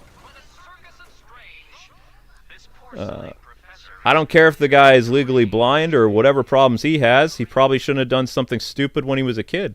You know? You can't feel bad for criminals. If you show too much mercy, you're going to end up in the grave. The guy did something stupid. He paid for it. And he lived. So, if he's smart, then he got to learn from that mistake, but I never saw him again, so I don't know.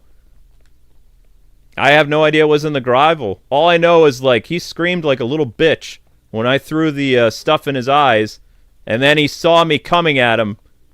And that was it. He thought he was a tough guy, but he wasn't, was he?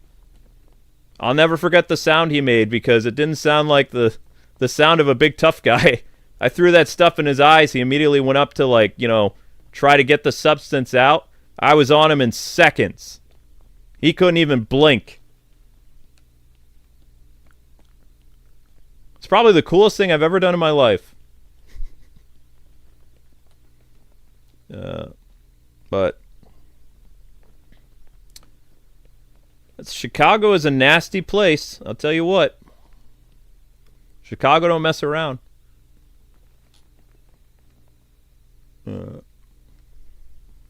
But he didn't get to say mercy or anything. Once I knocked the knife away with my book bag, I kicked him full force with my leg in my boot, right where his head met his neck, and he went...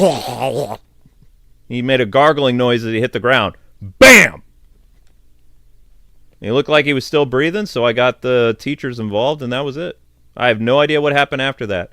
I didn't go to jail or nothing because it was self-defense because he pulled... It was an assault with a deadly weapon. I believe he got arrested after he got out of the hospital. I don't know. I was out of that town soon enough, so it doesn't matter. But I'll never forget that day. That was pretty scary. But, you know, I kept my fear in check and I dealt with it. I stayed calm. If I hadn't learned martial arts, I probably wouldn't have been calm. I'd be very jumpy and, you know. But I took care of it, you know.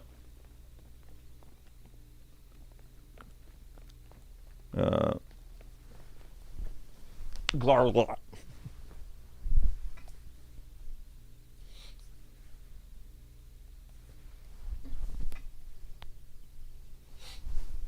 Oh yeah, Chicago was nasty 20-something years ago. It's probably even worse now.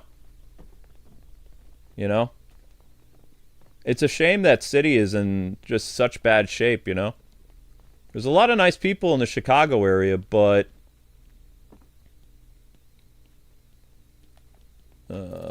what the heck is that? That's our riddle. It's not that blurry in the other game, though. I couldn't even tell that was a poster. Whatever. The sad detail in this game, man. I feel bad for Arkham fans playing this on Switch. It really skimped out on the detail. They did.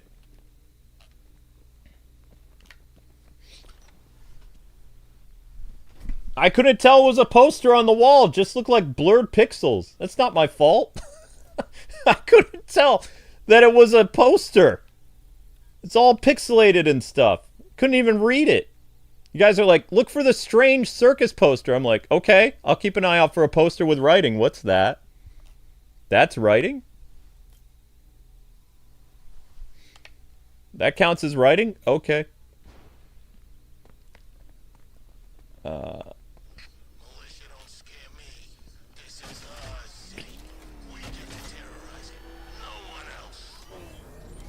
Where do you think you're going?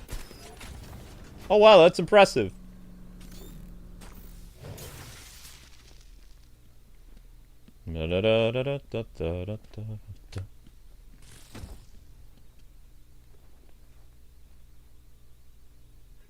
Riddler, tell me what you know. Like hell, Bat Freak. You don't know I'm Bruce Wayne yet. What are you doing? Got yourself a nasty headache now. Last chance. Oh, talk.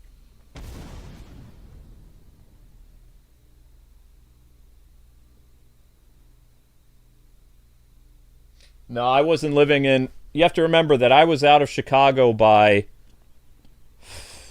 I left Chicago in 2004 and went to Boston. Has anyone seen Batman? He and I are due to battle to the death once we finish solving my Battle to the death with Riddler.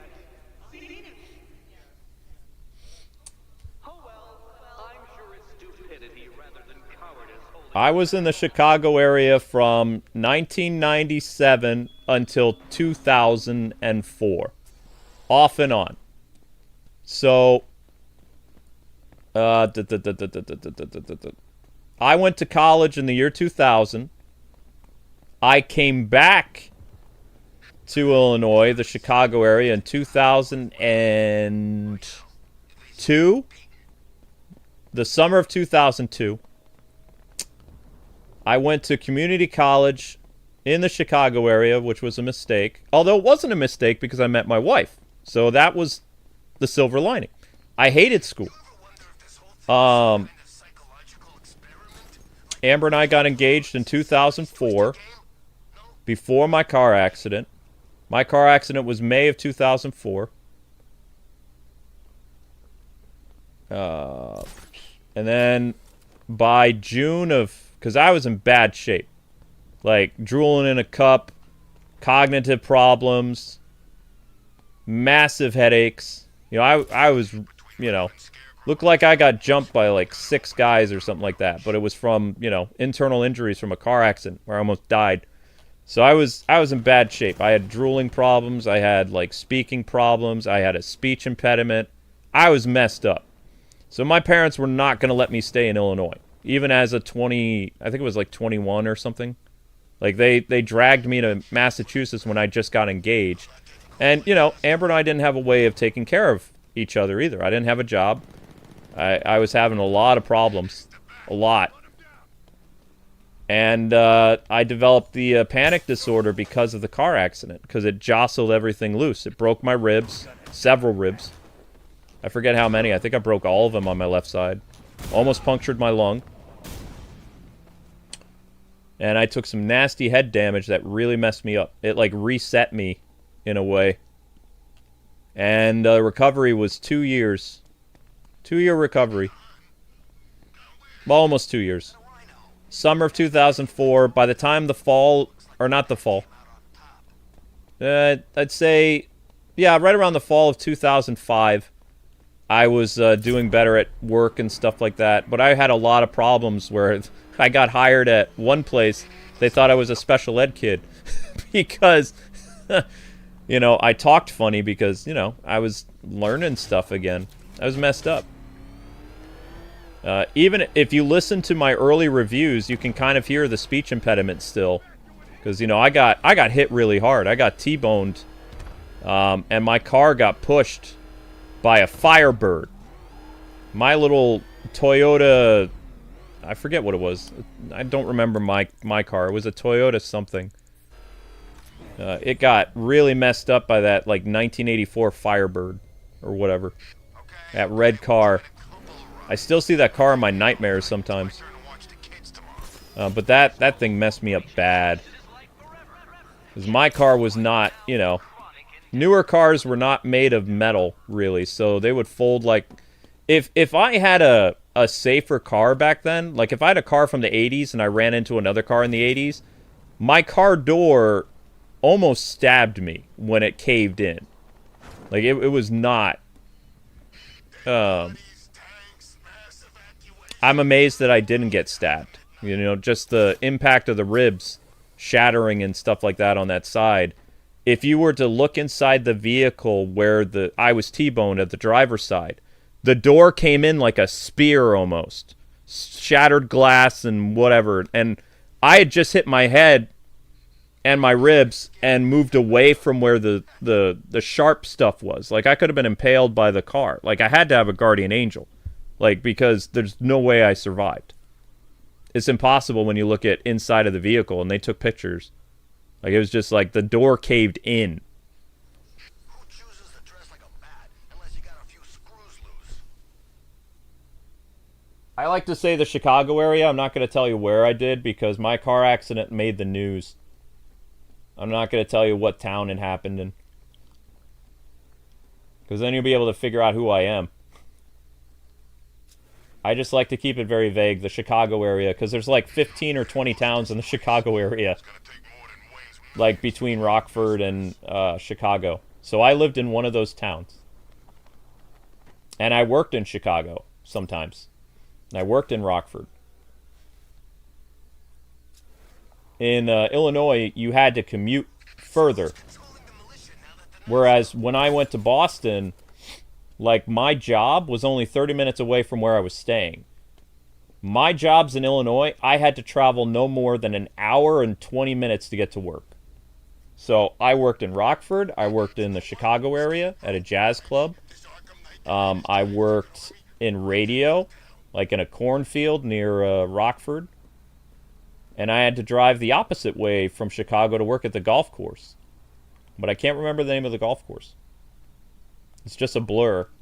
Like, some parts of my life is a complete blur because I don't remember it because of the car accident. Like, I know I worked at a golf course and I can remember people's faces, but I can't remember their names. I can't remember the name of the place. I just know I had to drive like 48, 50 minutes away from where I lived, and it was all corn all the way down. And then there was this nice looking like country club, and that's the golf course. But I can't, for the life of me, I can't remember the name. I can't remember the name of any of my teachers in high school. My wife can, I can't. So, like I said, I got really messed up.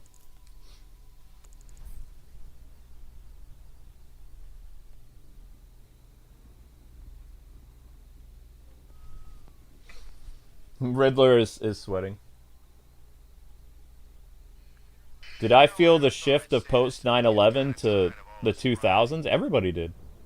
If you were alive back then, you could feel the emotional pressure.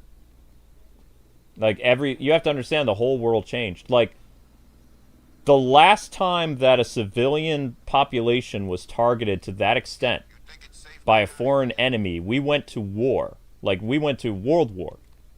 Pearl Harbor was a military base, sure, but, like, the area around Pearl Harbor, soldiers and their wives and their families, they lived there. Lots of people died at Pearl Harbor, you know? That was an attack on American soil. So 9/11, with the planes hitting the way that they did and the towers collapsing and all that stuff, all those innocent people dying that were not military targets. Like, they were nowhere, like, the towers were nowhere near any military targets in New York City. And Joseph could vouch for this. The towers was a commercial district. Like, only civilians worked there. There was no CIA or NSA. There's nothing inside the building. Even when the building was bombed in the 90s, there was no government agency inside of the towers. At all. It was a civilian, privately owned building that mostly dealt with, like, banks and restaurants, and I don't think online shopping was really a thing. There was there was a couple law firms inside the buildings, you know. It was a civilian thing. So the audacity of those clowns to knock down, like, civilian property. I mean, it was almost everybody in the country wanted us to go to war. Like, everybody was pestering Bush to go to war. Whether you were Democrat or Republican, we wanted blood. We wanted payback and blood. Even non-New Yorkers were mad. Like, the tension in America was, like, way worse than you could cut it with a knife. Everybody was bloodthirsty. Everybody was looking over their shoulder and trying to get information about what happened. Like, the first 2 years after it, it was, like, very high tension. High alert. And everybody changed for a while. They didn't stay changed, mind you, but, you know, for about 2 years, people were on edge, especially in New York. Like, people in New York were really, you know, talking about stuff, like, quite a bit.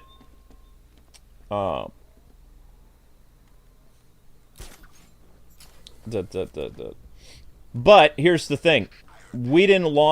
None of us wanted a prolonged military campaign. Like, we wanted to go in there, punish the people who did it, and exit. And that's what we were promised as an American people, but it dragged on for two presidents, I think. Like, Afghanistan and Iraq, like, we were over there a long time. At least 2 presidents. I think it finally ended under Obama or something like that. I don't remember, though. But I knew a lot of people that served overseas between 2001 and 2009, I believe. Because we were promised it was going to be a short thing. Get in, get out. And then it just kept dragging on and on and on and on and on and on. And then people's, like, opinions started to change because, you know, they riled us up and everybody was united for a while. And then by the second term of W, everybody wanted out. Because, you know, it was just wasn't what we anticipated.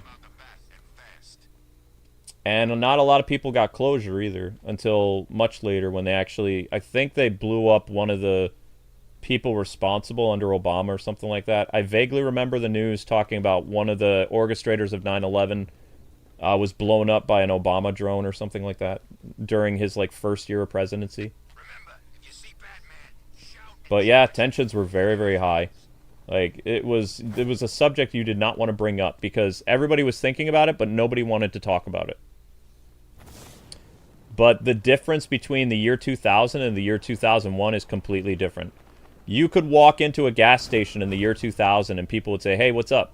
What you doing today? Beautiful weather.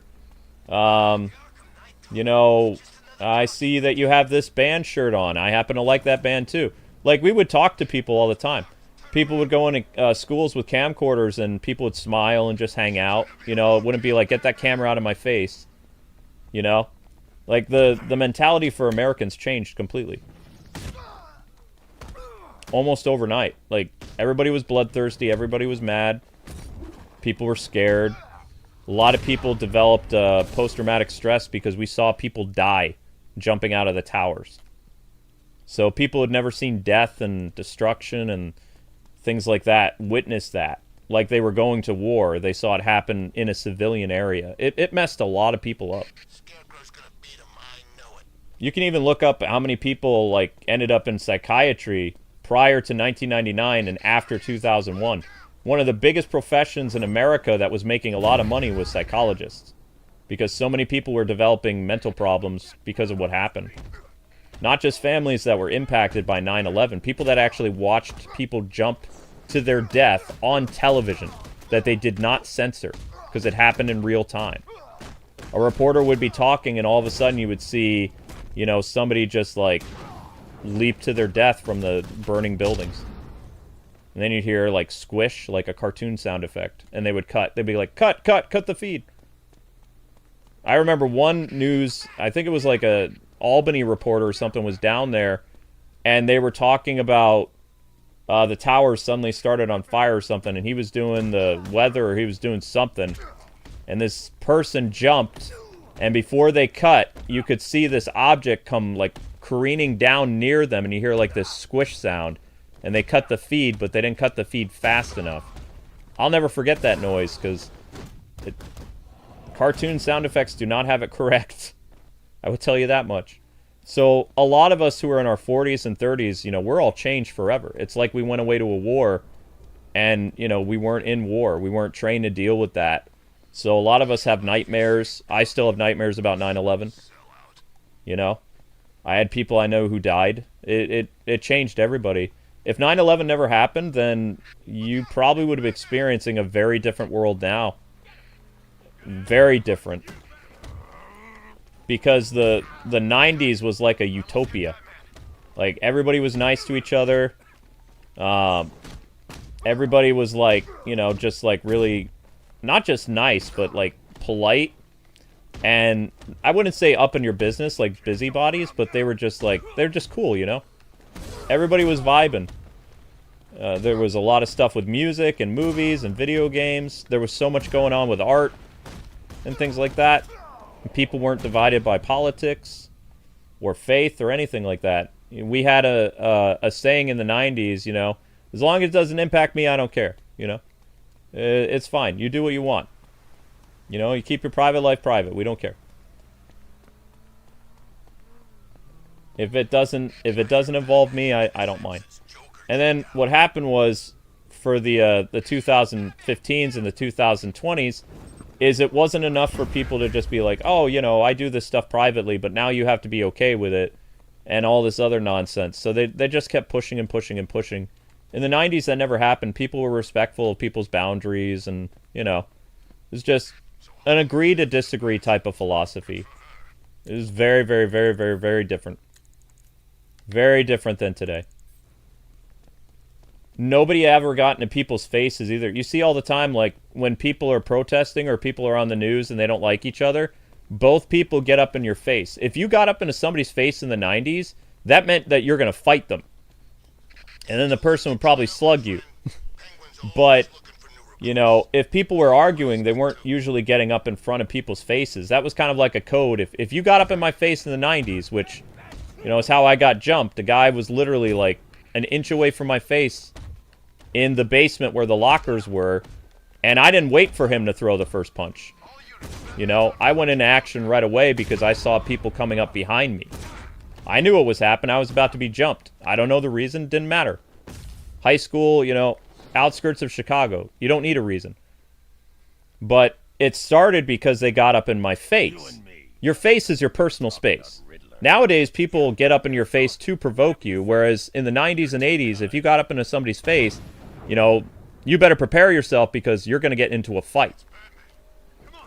There's no walking away once somebody's in your, like, literally within spitting distance of your mouth or eyes or something like that. They're there to cause trouble.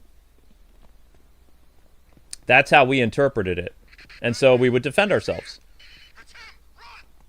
Because, you know, you just didn't get up into people's grill like that. Unless you were looking for trouble. It never happened.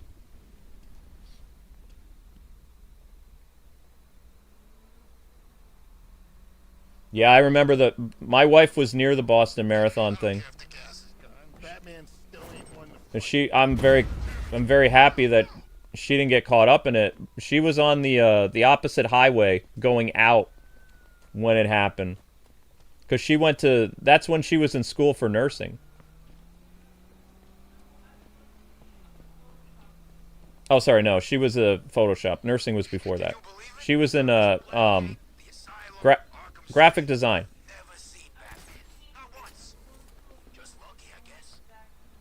Yeah, no, you were on the Cambridge bridge thingy. You were near it. Yeah.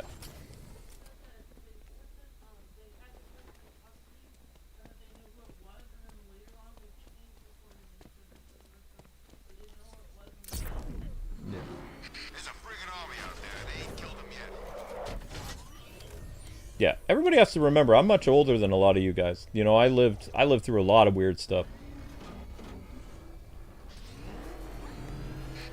But I do think that if 9/11 didn't happen, I don't think people would have been as angry. I don't think the stuff that happened to me in high school where I had to defend myself, I don't think that ever would have happened. Because prior to that, like, people in high school were really nice and things like that, you know? Or not high school, sorry. Never mind. It was Chicago. I was out of there by 2000. No, high school was always bad. Never mind. Chicago high school was always bad. I did hear that my old high school got several bomb threats. Like, after 9/11. And my sister was going to that school. So she told me about that, but I wasn't there for the bomb threats. Like, which is weird, because that high school was in the middle of nowhere. I don't understand why we got that kind of stuff, but like I said, everybody was crazy. Yeah, it was one of the biggest high schools in like 14 counties or something like that, but it was still, you know. But no, those people that messed with me in school, those people, they went on to be career criminals, I'm pretty sure.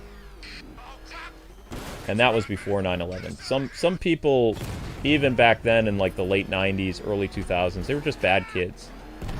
Majority of the kids were good, but there were some bad eggs, you know. It probably was something, the dude who jumped me at my car was probably trying to get cigarette money, or I don't know, because I'd never seen him before.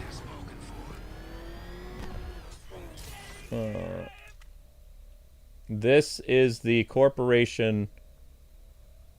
Where's Goth Corp? That's not Goth Corp, is it? Dear Gotham, this is a public service announcement. I just wish to inform you that Batman has not solved my riddle because he is deeply... Where the heck is Goth Corp? Thank you. You may now also... That's the Bank of Gotham. That's not where Mr. Freeze worked. Where's Goth Corp?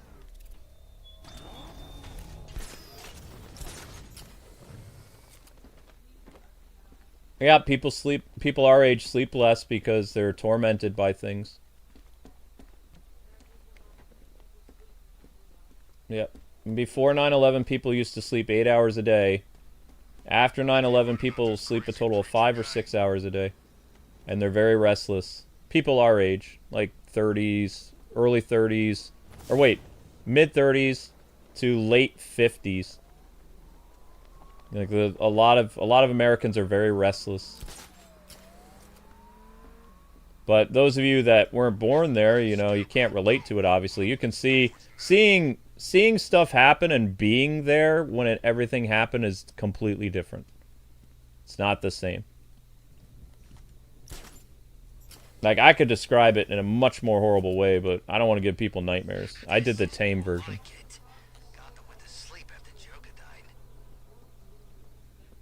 Yep, a lot of people were witnessing things in real time too. Yep.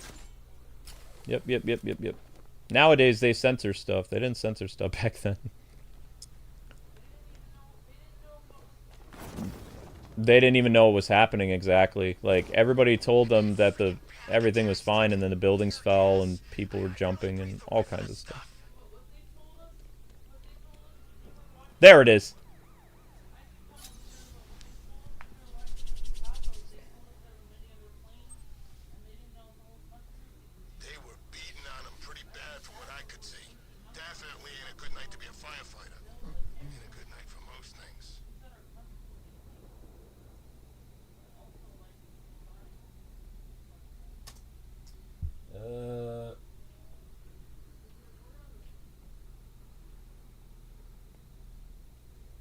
Stuff.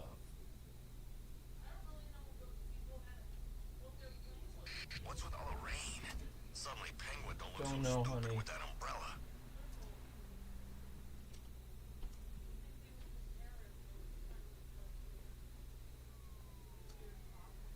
Yeah, probably. I mean, Can't believe everyone's running scared. Gotham really went soft without Joker.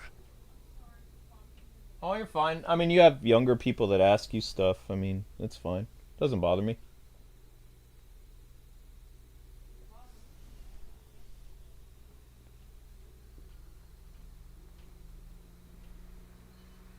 Batman's acting weird. That's what I heard. I'm sorry about your uncle. So your uncle was a casualty, like, because of the aftermath, because of the all the soot and polyester and stuff that ended up in the air when the buildings collapsed. And there was like a thick almost like fiberglass fog in New York City, like in the business district when the towers fell and stuff like that. And people were breathing that in. Like people who weren't even in the towers got very sick. Emergency responders, all kinds of people got sick. Batman's gonna get what's coming. Scarecrow ain't beaten yet. Has this winter been really cool? Yeah, it's been pretty cold. But it's not the worst winter we've ever had.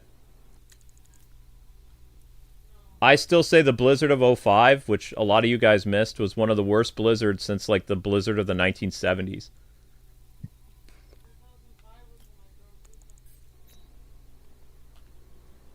You drove in the spring, though, honey. You missed the blizzard. But it was still snowing then. Yeah. And my car was sliding all over the place. And there was feet of snow in March. Yep, there was still snow in March. There was lots of snow still.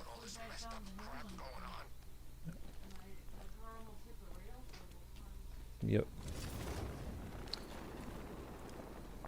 Oh no, is this what I think it is? No, no, no, no, no, I don't want to do this one. John, do you know where the stupid race is? Meow. Miss Zelda. Meow. I don't want to do the race. I hate the races.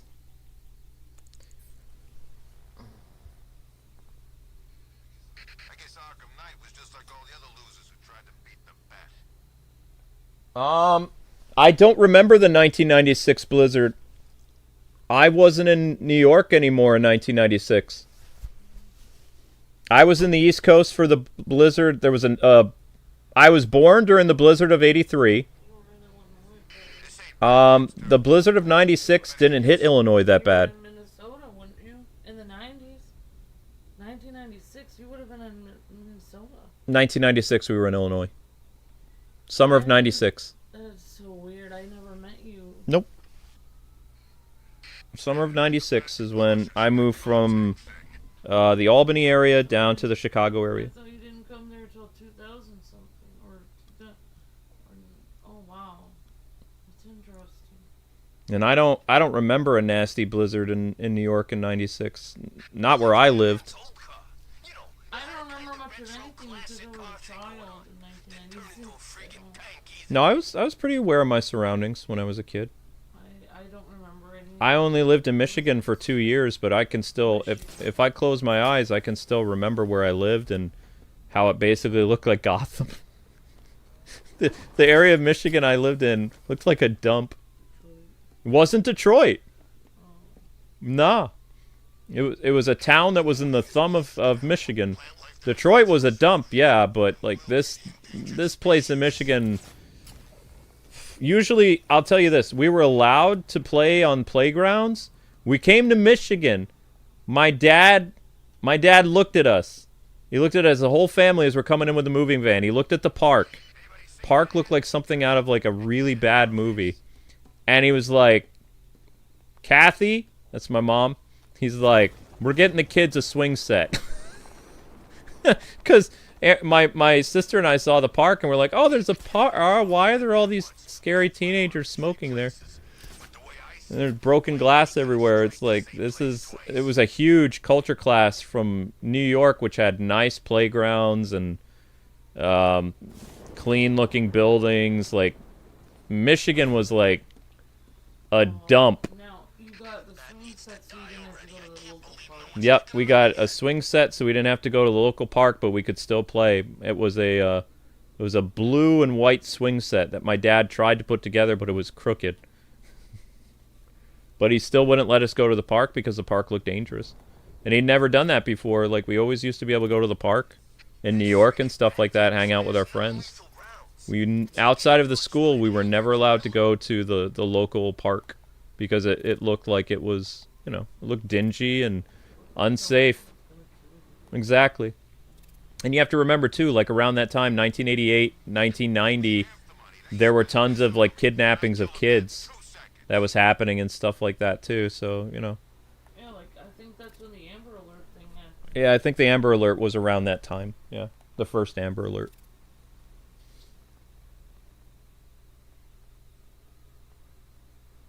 New York City doesn't clean up snow too well. They used to. When I was a kid in the 80s and 90s, New York City looked really clean. The only time Amber and I saw it look really bad is after what's his name was out of office. What was his name? Giuliani. When Giuliani left New York, New York became a dump. No offense, but every time I went to New York as a kid, it looked nice, for the most part. Like the streets weren't covered in garbage. There wasn't trash everywhere. Even when Amber and we went to New York City in 2012 for a press event, the city looked like, you know, was really nice and clean. And then we went to New York City for a press event in like 2018. It looked like a dump, like a tornado hit it. There's trash all over the streets and trash bags and, you know, people just didn't look like whatever. The mayor that you guys had then just didn't care about anything. In New York, people were always talking bad about that mayor too. I don't remember his name. He was a guy after Giuliani. But they were just saying like they don't clean up, and it's just like one pizza vendor, or not pizza vendor, one hot dog guy was talking about, this was like 2018. He was like, the last guy at least cleaned up this dump. He says, I'm thinking of moving to Connecticut. He's getting us our hot dogs. It's like there's trash all over the road. Like right by the hot dog cart, there was like litter and everywhere, and there's supposed to be fines for littering. Like people just didn't care. It was weird. Because that's not the New York City I grew up with. I grew up with a clean, organized city that was tough on crime, and people were walking really fast and things like that. If you were a little kid and you were walking on the sidewalk, you could get, you know, swept up by the wave of people. You'd have to hold a parent's hand or guardian. Because, you know, people were very much into, I'm getting late for work and things like that. You get up, you could easily get swept away by a sea of people back then. Because people's priorities were, I got to get to work. I don't really care about who this kid is. You know? They didn't pay attention to that kind of stuff. Blop, blop, blop. But yeah, I was shocked. And then we went there for a press event, and it looked... I did a double take. I remember what I said to Amber. I was like, I guess more people from Jersey moved in. You know, because Jersey's the Garden State. If you know, you know. If you didn't know this, New Jersey has some of the most landfills in the country. So that's why it's nicknamed the Garbage State. Because they have lots of trash. They call themselves the Garden State, but... I'm not joking either. Joseph knows what I'm talking about.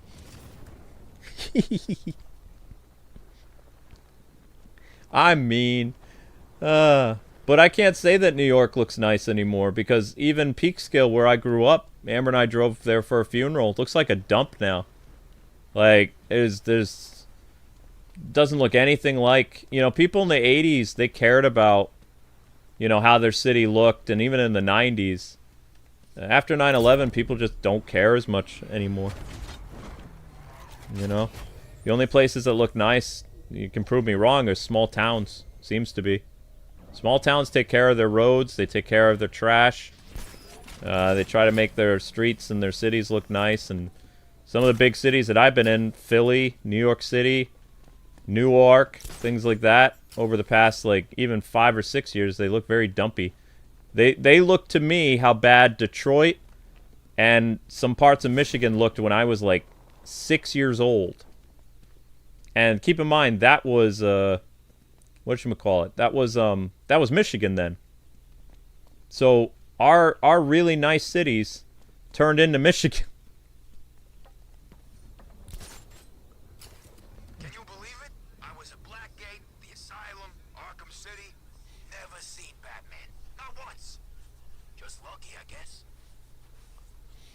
Hey, say what you will about what's-his-face, but Giuliani cleaned up. Like, literally. He tackled graffiti. He did a bunch of stuff. He was very hard on crime, though. Like, Giuliani did not mess. But the city looked a lot better for it. Rest of the country didn't like Giuliani, but I think a lot of New Yorkers did. I don't know. He was there a long time, though. I think.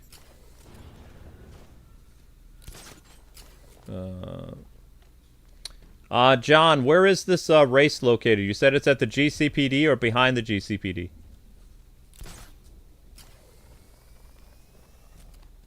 Behind the GCPD building. Okay, what constitutes behind it? What do you mean by behind?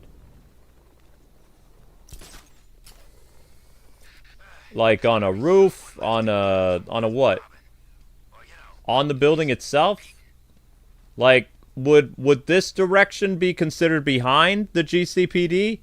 Or, like, what's considered the front of it and what's the back?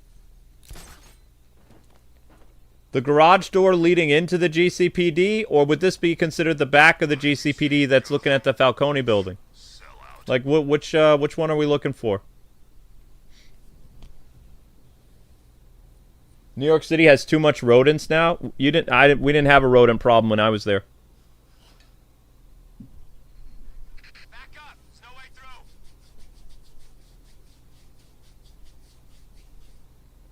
Yeah, but the thing is, they're supposed to be, like, New York City and New York State in general is supposed to have a very high litter feed.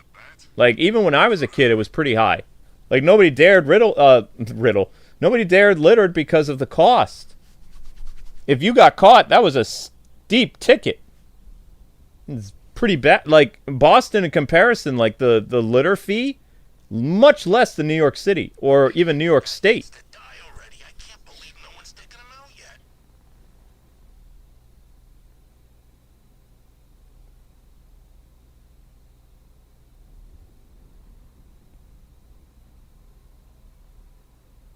You need the Batmobile. The garage is front. So I need the Bat. So you're saying this is behind it then? Looks like it's all on Scarecrow. If I'm looking at the Falcone building, then this is behind the GCPD then, right? But what would I need my car for? I don't really get it. I don't understand. Or are you saying the clock tower? Like, what direction am I going to for this thing? Nobody dared riddle me. I'm tired, okay? Give me a break here. I'm exhausted, okay? Hey, Luke, I just wanted to talk to you about the Direct in the morning. Oh, shoot! The Nintendo Direct. Yeah, I forgot about that. Well, I think it would be better if you forget about it, because I can always do it after the fact. And I don't want you to lose sleep. I really want you to get to sleep. Oh, yeah, yeah. I can just do it after the fact. I can just, if it's at like 9 or 10, when I get home at 12, I can just do it then. I can just do it after the fact. It's the same day. I can still react to it. I completely forgot about. I knew there was something I was supposed to do, but I couldn't remember what it was. I don't want you to worry about it. Yeah, I think. Because look, I'm just gonna explain to you. If you stay up all day, or you get up extremely early after only 4 hours of sleep to do that, you will be messed up the whole day. You will be sick, and you won't be able to do any other streams. Yeah. Yeah, I know. I know. I know. Where's the bridge? Wait. So, Tamagotchi life is gonna be so stupid anyway. There's actually no point. I mean, I like slice of life stuff. Wasn't the last Tamagotchi life terrible? I don't remember it. It was very controversial, and it was also bad. Nobody played it. Well, people played it, but... There was one on the tablet. Is that what it was? Tamagotchi life was the last one they started introducing the folk stuff into it. Ah. You're not still sore about Todd, are you, Bats? You should be flattered. Anyone else's sidekick and I would have killed them. But yours, they deserve so much more. Oh, right. Yeah. We probably aren't gonna That's true. I forgot about that. So has the Bat taken care of these Arkham I'm not seeing this riddle thing. You need the Batmobile to start up the race. Okay. Well, how is the Batmobile going to start up the race on the bridge, though? Okie doke. You ever wonder if this whole thing is some kind of psychological experiment? Yeah, I know. Like we're all just pawns I'm going to in eat some after my twisted stream. game? No? Yeah, me neither. Okay, so... behind the GCPD, on the bridge, I need the Batmobile. Where's the thingamabobber? This is the bridge. And you said I need the Batmobile, so where's the switch activation thing? I'm not seeing it nowhere. We're officially behind the GCPD. Whoops.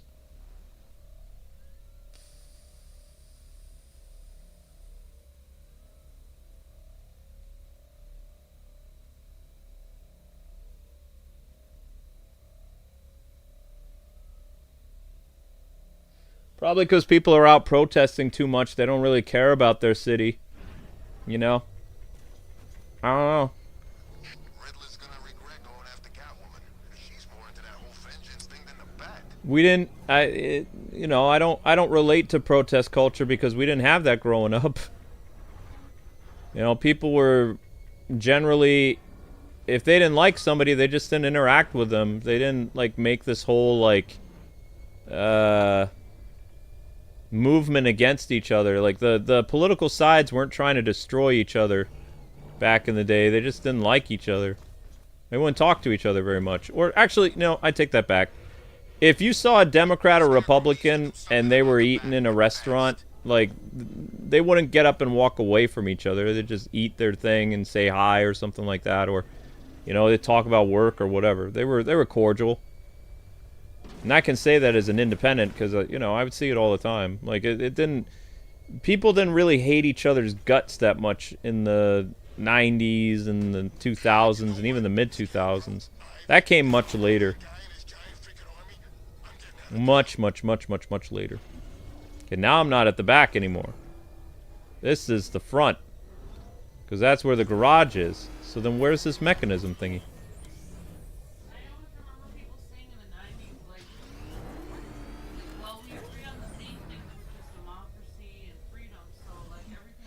Ah, I don't think Falcone is the back of it. This is the back of it. Well, one sec.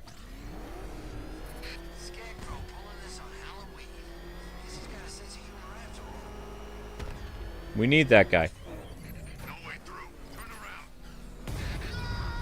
Yeah. Hey. No, no, no, don't knock him out. Don't you dare. Don't kill him.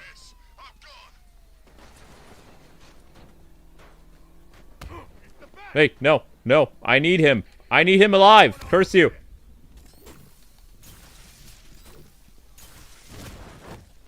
What just happened? Oh, he flew a long way.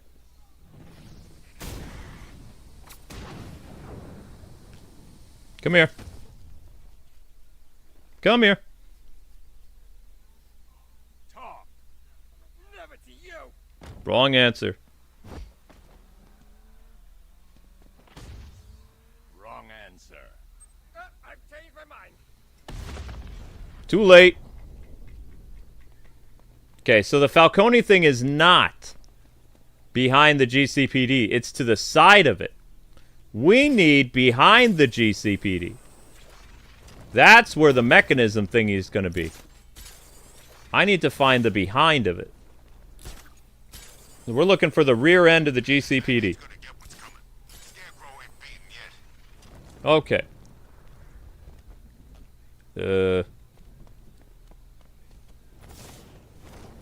Okay, I might be a little lost now.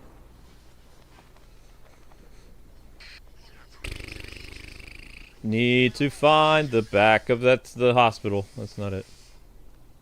Okay, so where's the GCPD? Okay, there's the GCPD again. Okay. We need the back of the GCPD. The other one, this is to the side. Oh wait, is this considered the back?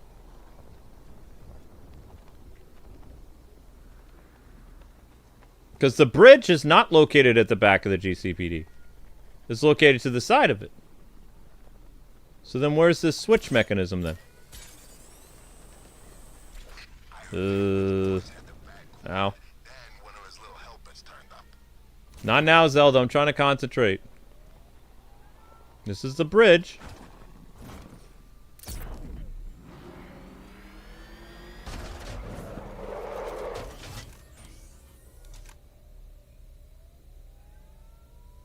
That's the back? You're joking. Alright. Alright then, John, where's the mechanism?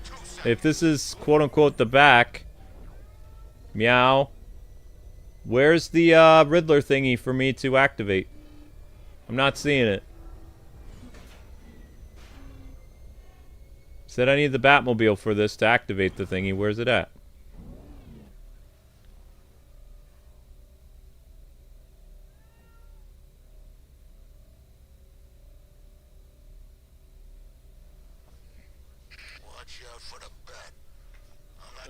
New York City or Chicago? What's supposed to be Gotham? Neither. Jersey is Gotham. Since the 1970s, Gotham has been New Jersey. I don't know where in Jersey, but it's Jersey. I don't know what Gotham is considered now by most people, but Gotham used to be New Jersey.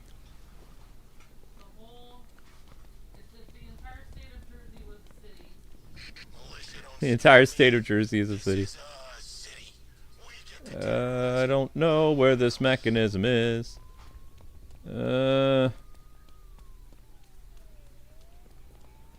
Call the car over? Wait, is that it? Oh, that's it. Okay.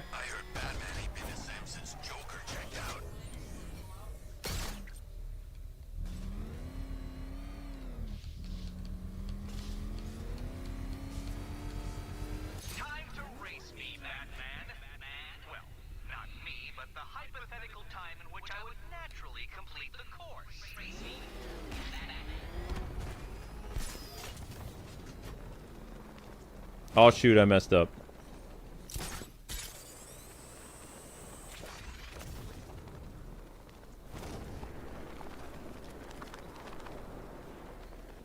I nearly got hit by Batman's tank earlier.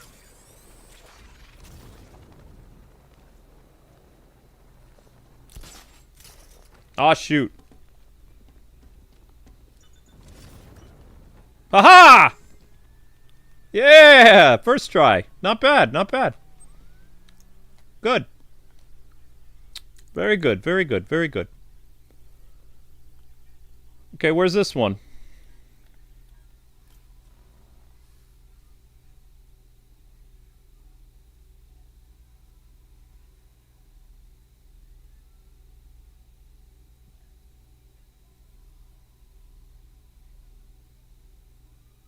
I don't know where Bloodhaven is supposed to be. Connecticut, maybe? I don't know.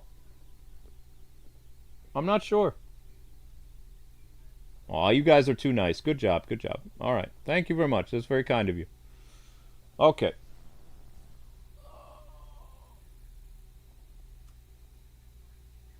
Three...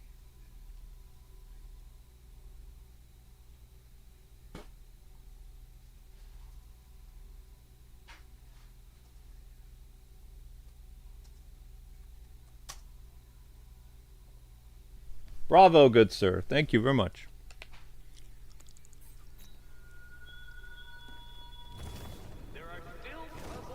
Be quiet, Eddie. Where are you going? I'm not even looking. Oops.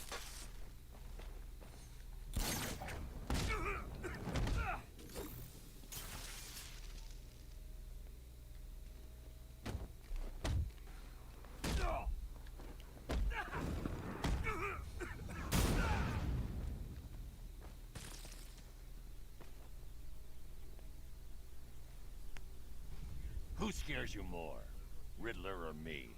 I'll tell you everything. How kind. Ooh, headbutt. With reinforced, forehead thing. I forget what they call that. I'm getting tired, so I can't think clear anymore. I liked Batman's old car. You know, it had a kind of retro classic car thing going on. Didn't turn into a freaking tank either.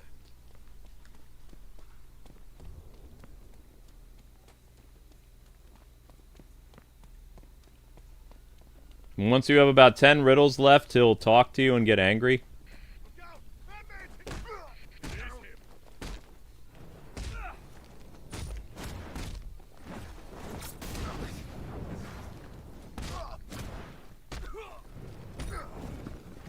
The mud texture looks so bad. Oh man, this game used to look amazing on the other consoles, but on Switch it just looks so bad. That's supposed to be mud texture. Ugh. Gross. Why? Starting to think maybe I got a sniff of that gas. Hard to tell with all this messed up crap going on. Huh?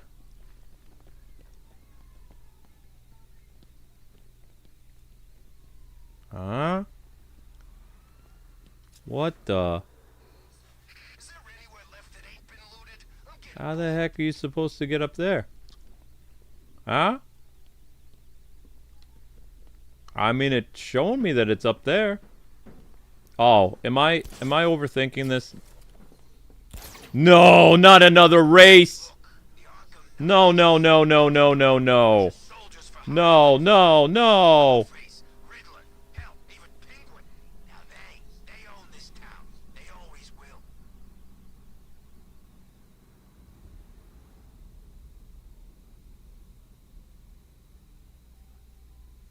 I don't know. I don't think I want to do another race. I'm too tired for races. I don't wanna.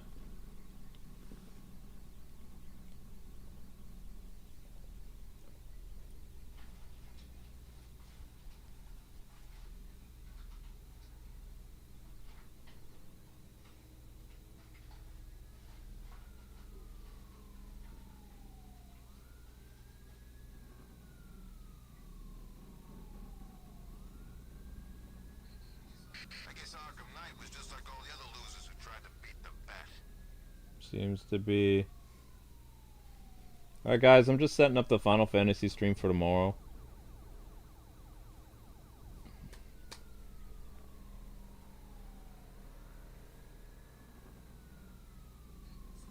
So who's controlling the militia now that the Knight's gone?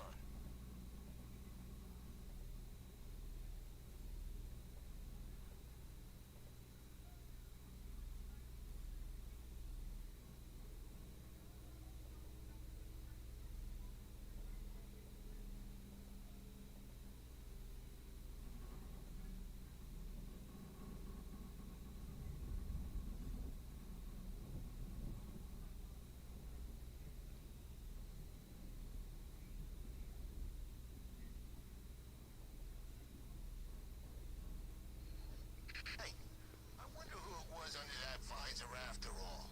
You think he knew Batman?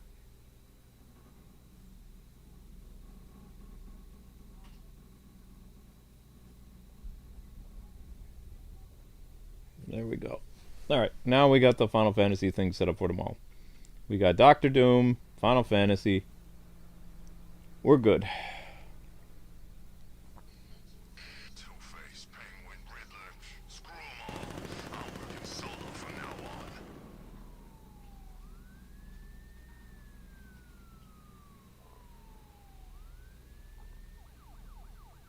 on. Nah, I'm not going to those airships. It's located on a rooftop. Nah, we're not doing this tonight. I'm spent. We're gonna go save. And then it might take you guys a couple days to get another episode. The best I could do was 800 after 3 hours and 43. Ow. Now I'm mad. So Surf's up.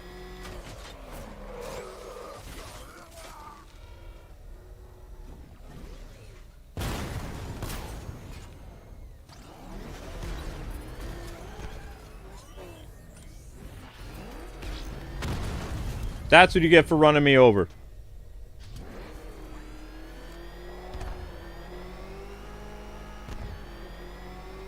Wait, isn't the orphanage nearby? Orphanage nearby? Is that the orphanage? That's the hospital. Where's the orphanage? Is that the orphanage? What is this? Yeah, that works. Yeah, I'm spent. I'm tired. Grumpy. As far as I know, no super chats on this stream. And I'm under 1,000 views, but I got no energy. No energy, Co. I'm all riddled out. So how this is going to work, gang, if you want more of this, whatever this is, 1,000 views is required of every stream series on this channel in order to continue. So the best I could do was about 800 something. The rest is up to you. I will give you guys... What is today? Is today Wednesday? It's what? Today's Wednesday, really? Oh, it's Thursday morning? Oh, okay. You guys have until Sunday morning to get this video up to 1,000 views, or I'm not doing no more Arkham, like, Knight, Riddler stuff. Because gotta get the views up in a timely manner for the streamer to get paid without the fan funding. So, yeah, it's Thursday, so then you got till Sunday morning. That way I'll see if there's an interest in this or not. Because, you know, we couldn't get paid on this stream. Which is a bummer, but it is what it is. So I advise rewatching this for like 5-10 minutes a day until you hit 1,000. There's like, what, 50 you guys here? You could probably do that. Probably. Almost Friday for you in Australia. Yeah, I don't doubt that. Oh man. It's been, how many hours did I stream today? I did what was it? The first stream was almost 5 hours. I think it was like 4 hours and 46. And then the second stream was like 4 hours and 58 before I cut it off. And then I've already edited out those streams, but then this stream ran for 3 hours and 48. But I'm spent. It's gotta be, I've worked for 12 hours already. Yeah, because I got up at 3 something, it's 3:27 a.m., so that means I pulled a 12-hour day already. I'm done. I don't have any more in me. So yeah, get the 1,000 views, we'll talk, we'll do more Batman. If not, I'll bring back Metroid.